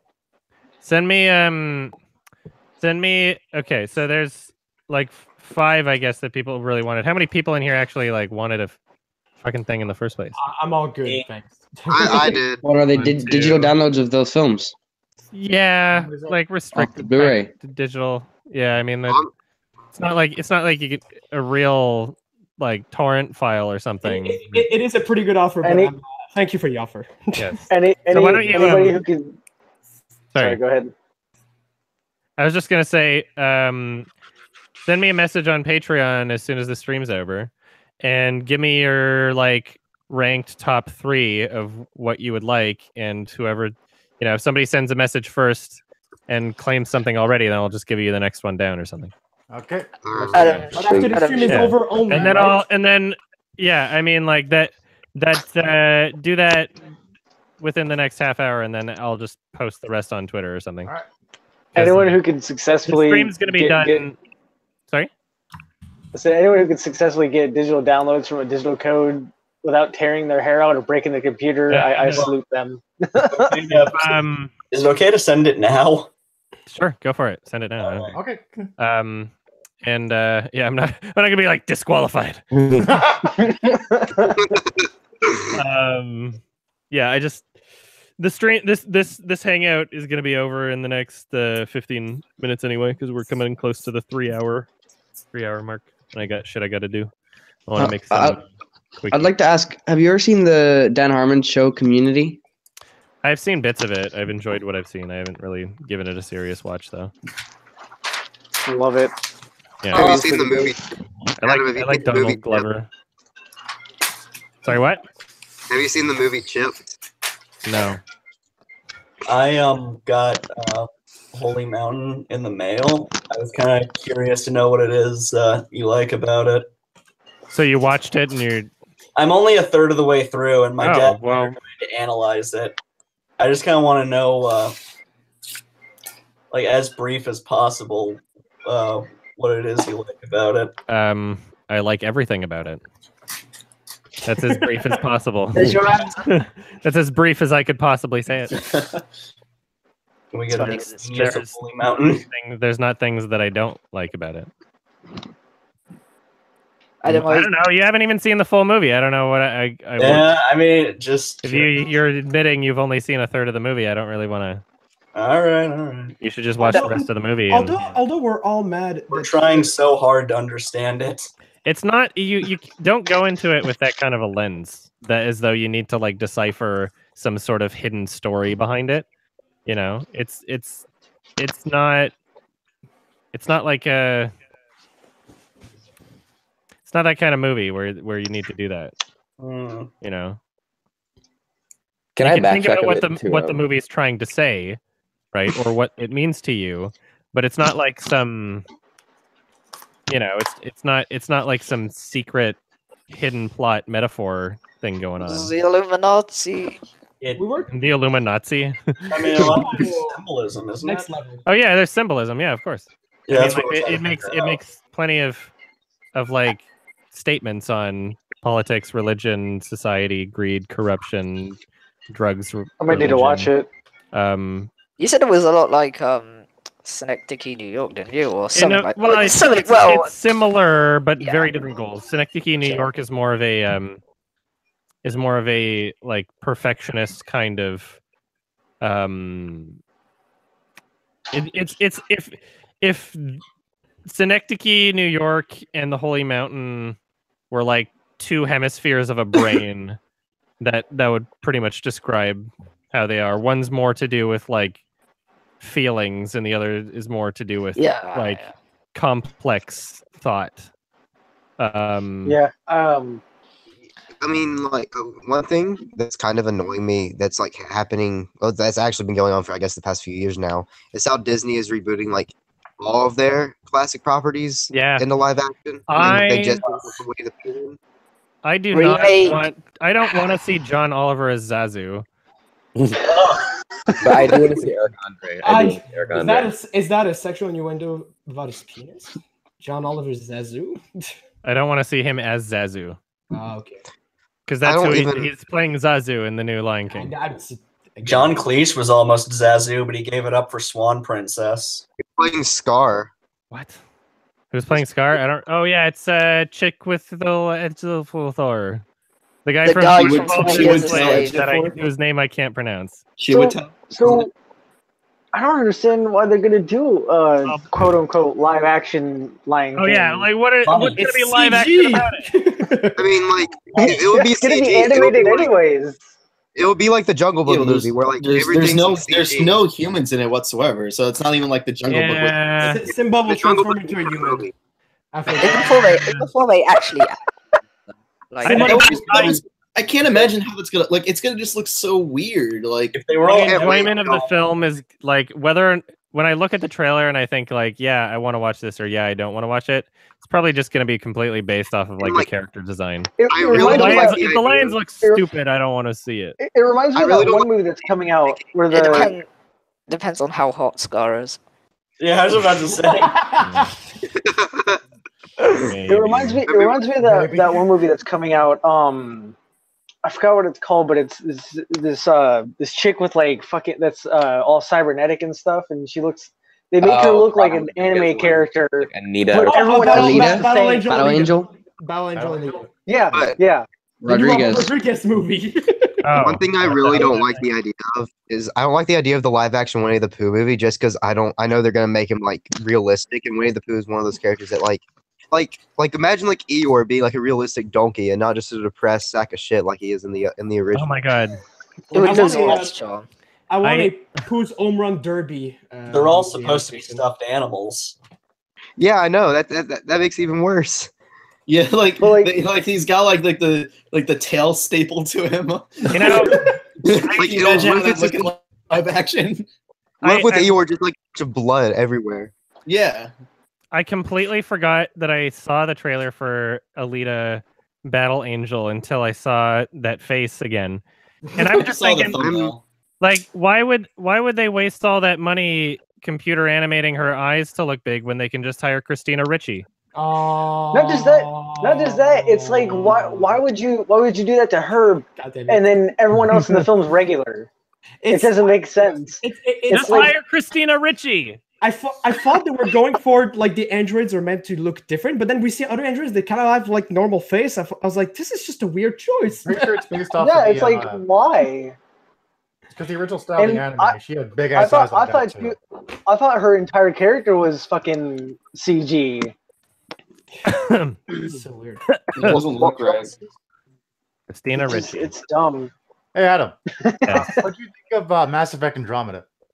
I refuse to play it, and good. I have a friend who got it and got bored with it, and like a sorry Shrek.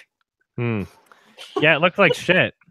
I can't wait. It looked like a shitty game, and I'm like, this doesn't have anything I want in it. There's no Garrus, you know. I was gonna say, is he in it? Yeah. So I can't wait until Shrek 5 next year, even though like, the last one was called The Final Chapter of Forever After. Wait, there's gonna be another Shrek? Yeah, they're making a new one next year, like May, I think. The Shrekening. Okay. I'm in. Shrek it Ralph. I never knew there's a character in Lord of the Rings that was a meme at one point, and I had no clue about it until like a year or two ago. Which one? There's a lot of them. You know the elf that Bowser. No one like Orlando Bloom.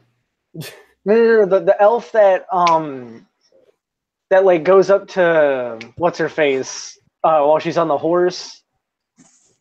I don't know what you're talking about. Is it Lord of the Rings? Are you talking about The Hobbit or the Lord of the Rings? Lord of the Rings. Fucking Aragorn's love interest is on the horse going to yeah, she's going off to go with the other elves, and then there's another elf that comes up to her and is like, "Lady, you gonna go on the boat or not?" And he was a meme at some point because he was in the fucking Fellowship of the Ring, and he was part of the council or whatever. And girls watching it would be like, "Oh yeah, Frodo's pretty cute. Who the fuck is that?" And like it became a meme or some shit. It was fucking weird. I didn't even finish Wreck-It Ralph because it was just another one of those movies where people overinflated it so fucking much. And then I started watching it. I'm like, wow, that's just a part with Sonic showed up just like normal fucking animated movie that everybody loses their shit over. And it's hey guys, video games, am I right? And just you know, advertising. If Bowser wasn't just a cameo and was a part of the story, then maybe it would have been interesting. In like the first The trailer that looks like the Who Framed Roger Rabbit of video games. Yeah, and then he just fucks off to Candyland. Yeah, the rest of it is like made up shit, like a Halo parody. That movie along with parody. That movie Like if along you had with gone to actually fucking games. that movie along with Ready Player One are just classic examples of people banking off of intertextuality. I don't think Ready Player One's gonna be that good. I think everyone just like everyone's getting their dick hard constraints in it. I just love that poster is real and it's in movie theaters and it's on like on the cover of the book like now like that fucking poster with like his like 3 times the size leg. Someone did like a I saw that in a book. I'm like, oh god. Yeah, I did an analysis on Reddit about it. When I saw the poster, I would give Ready Player One a 10 out of 10 if there was at least one Ugandan Knuckles in it. Oh, they just You know what's annoying about Ready Player One? What? Apparently, the original source material, being a pop culture odyssey, self-proclaimed or whatever, apparently they referenced a lot of Steven Spielberg material in the book, but he will not be including it in the film because he's like, oh, I just don't want to look like I'm jerking myself off. But it's like, I don't know, that it was in the book. You know, if you want to just fucking put E.T. in there, you know, like also if it's in the book already, just do it. Also, I don't like get the hype. Chucky's in it, and who the fuck gives a shit about Chucky over E.T.? Yeah, yeah, Chucky is lame. Also, the most recent one for this. It looks like what, Sucker Punch. It looks like Sucker Punch again. I'm like, what? Why are people so hyped? I good film director. That might be I bet that like over half of people who are gonna go see it are just gonna go see it for fucking Tracer. I bet. I'm like, I saw weird that it's I saw the original Gundam in the trailer. I was like, oh, that looks cool. There's the original Gundam. And I'm like, I still don't care about it. Yeah. I know you talked about the movie earlier, but when I saw the poster for the Venom movie, I thought it was fan made because it looked so bad. shitty. Venom looks like shit. So I saw an edit of someone like kicking 2 cartons of milk over the top of it. Like 2 spills of milk. Hey, Adam. Movie. It looked like something I would have made in like my computer class in 5th grade. Oh, that looks really bad. Hey Adam, have you seen The Cult of Chucky? No, but I'm using this opportunity to say that we're in the Hangout pretty soon. So I have not seen Cult of Chucky, but if anybody has any like final questions or closing comments, or if there's something that anybody wanted to say that didn't get the chance, then we can I'd like to say do that, and then the Hangout will have to end. I saw in the other Google Hangouts you were talking about The Witness, so I bought it, and I just want to thank you for making me aware of that game. The Witness is great. Pretty amazing. Oh, I love it. It's so good. I bought it. You said that you completed it 100%, didn't you? You found everything. God damn! Which I find incredible. Because I listened to Joseph Anderson's breakdown of it, and to me it just sounds like a fucking frustrating ass game. No, he misconstrued it. Listen to Joseph Anderson about that game. He got it wrong on that one. That's one channel that like I don't want to start beef here, but like it's a channel that I look at. I'm like, this is a very nice, watchable kind of, you know, you can hear him talk for an hour, and it's interesting and it's nice. It's a nice format, but I've never agreed with like anything he said about any game. Like he's always had just a really. Oh no, I don't every agree opinion with he's ever had about a game. I've just thought like I don't agree with him on most stuff because I think he just doesn't enjoy games. Like he just I think he was talking about The Witness. I think he overanalyzes sometimes. And like and it takes games very seriously to a point where it's like, are you sure you like games? Like there was a point in his Witness review, and I don't want to spoil The Witness, so I'm not gonna be very specific about it, but he was essentially saying like, why is this the way that it is? There's no point for this. And like in the footage he used to capture it, I literally just in my head thinking of several examples of like, that needs to be that way because that needs to happen. And I can't explain it right now because the Witness, it's important if you figure it out on your own. I'm like, you don't even see this in front of you right now. and this would answer your question if you did, and that was frustrating. But anyway, one thing he said about Dark Souls that kind of irritated me was he was like, "Oh, the story's not really there; it's just super ambiguous." And I'm like, "Who the fuck are you?" Like, anyway, let's not trash talk. Any other? We got some more questions here before we end the stream. Okay. I have a question, but one I'll at wait. a time.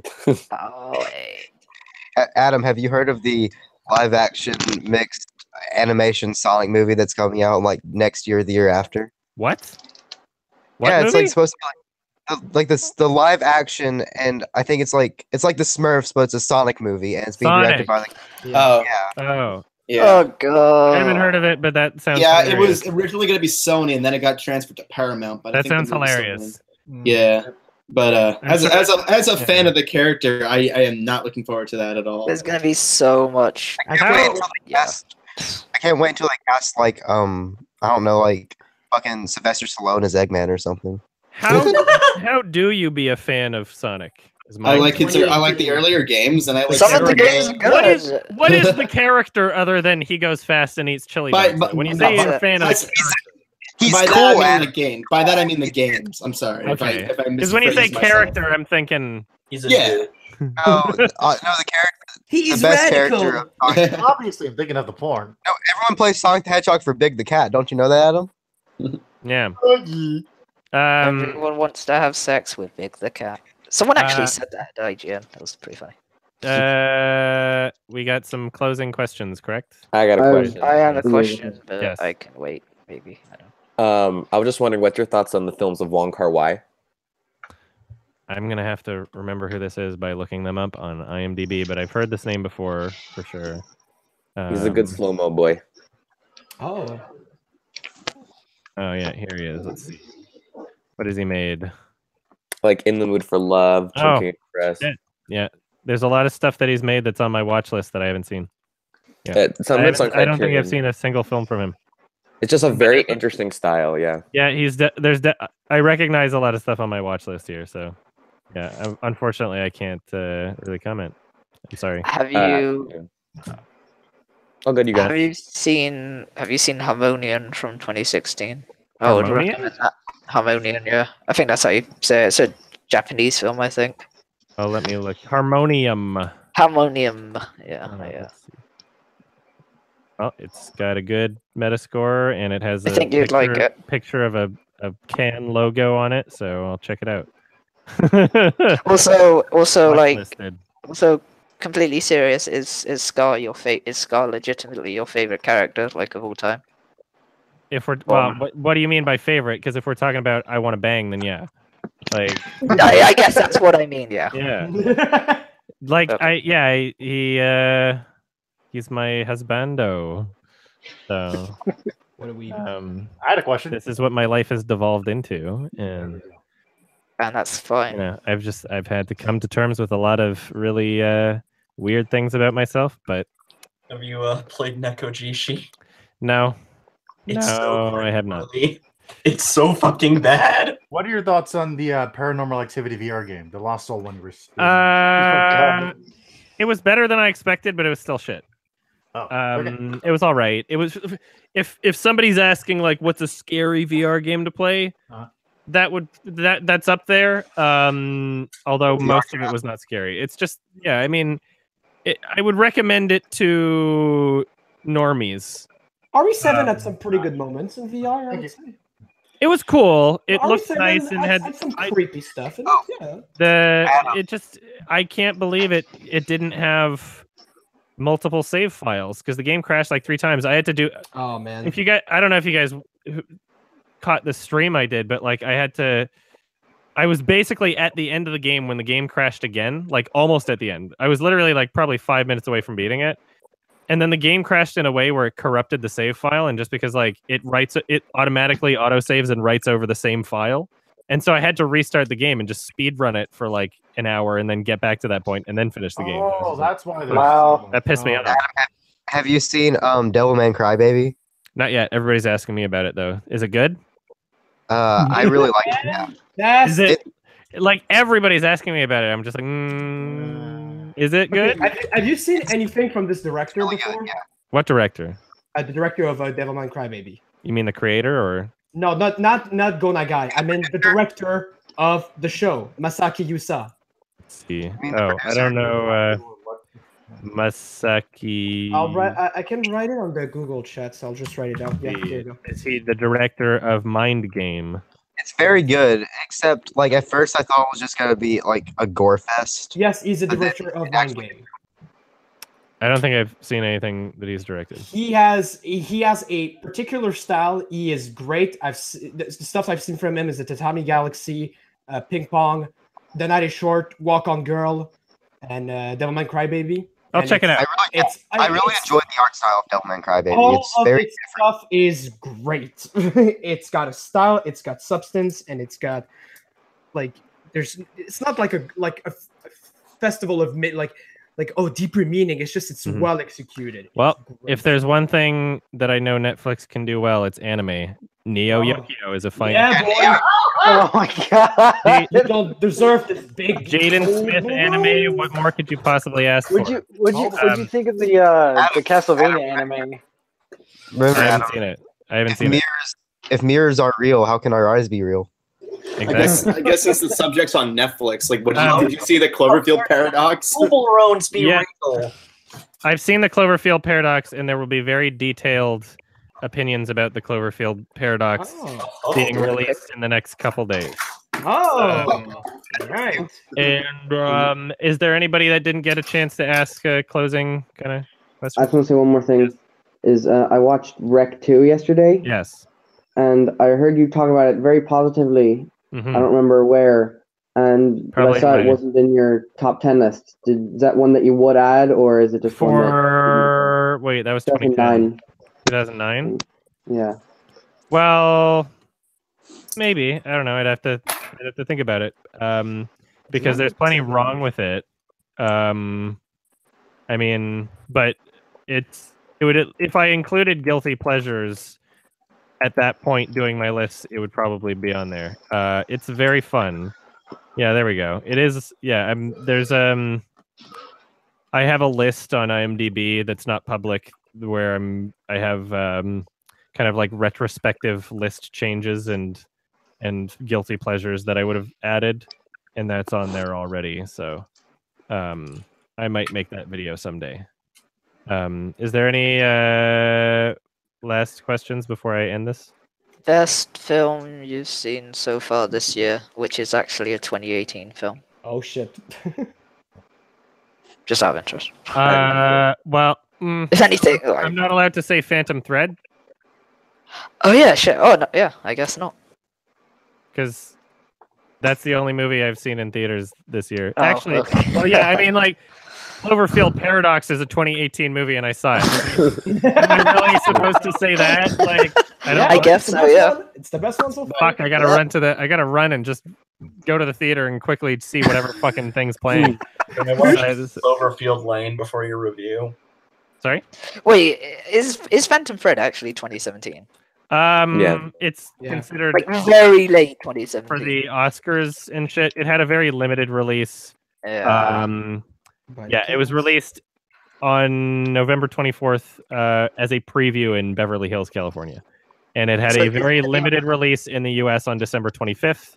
Yeah. And wide release on January 19th. So it's going to be like on your 2017 list then? Yeah, I mean, the Oscars are counting it 2017 too, so... Yeah. Wait, when did the Jumanji movie come out? I thought that was this year. That was last year. It's just been number one in theaters for a while. Oh. Well, yeah, no, I actually do have one more question. I know you to go. So what are your thoughts about I haven't seen that and I don't want to see it because I don't care. But what are your thoughts on The Greatest Showman on Earth? Like apparently that's like a big deal or something. I don't know. It's The Greatest Showman on Earth. Yeah. My thoughts are that I was pissed off that it was. Did you see it? No, I was pissed off that it was. I was when I was visiting my family for Christmas. That was playing in the theaters, and I was pissed off because I wanted to watch a good movie, and they wanted to go to like the VIP theater or whatever, and there's only a couple screens for that. And it's like, oh no. Greatest Showman was for the playing. longest we didn't time. Watch it. I saw that poster in the theater, and I could for the longest time. Every time I passed it, I thought it said The Greatest Snowman.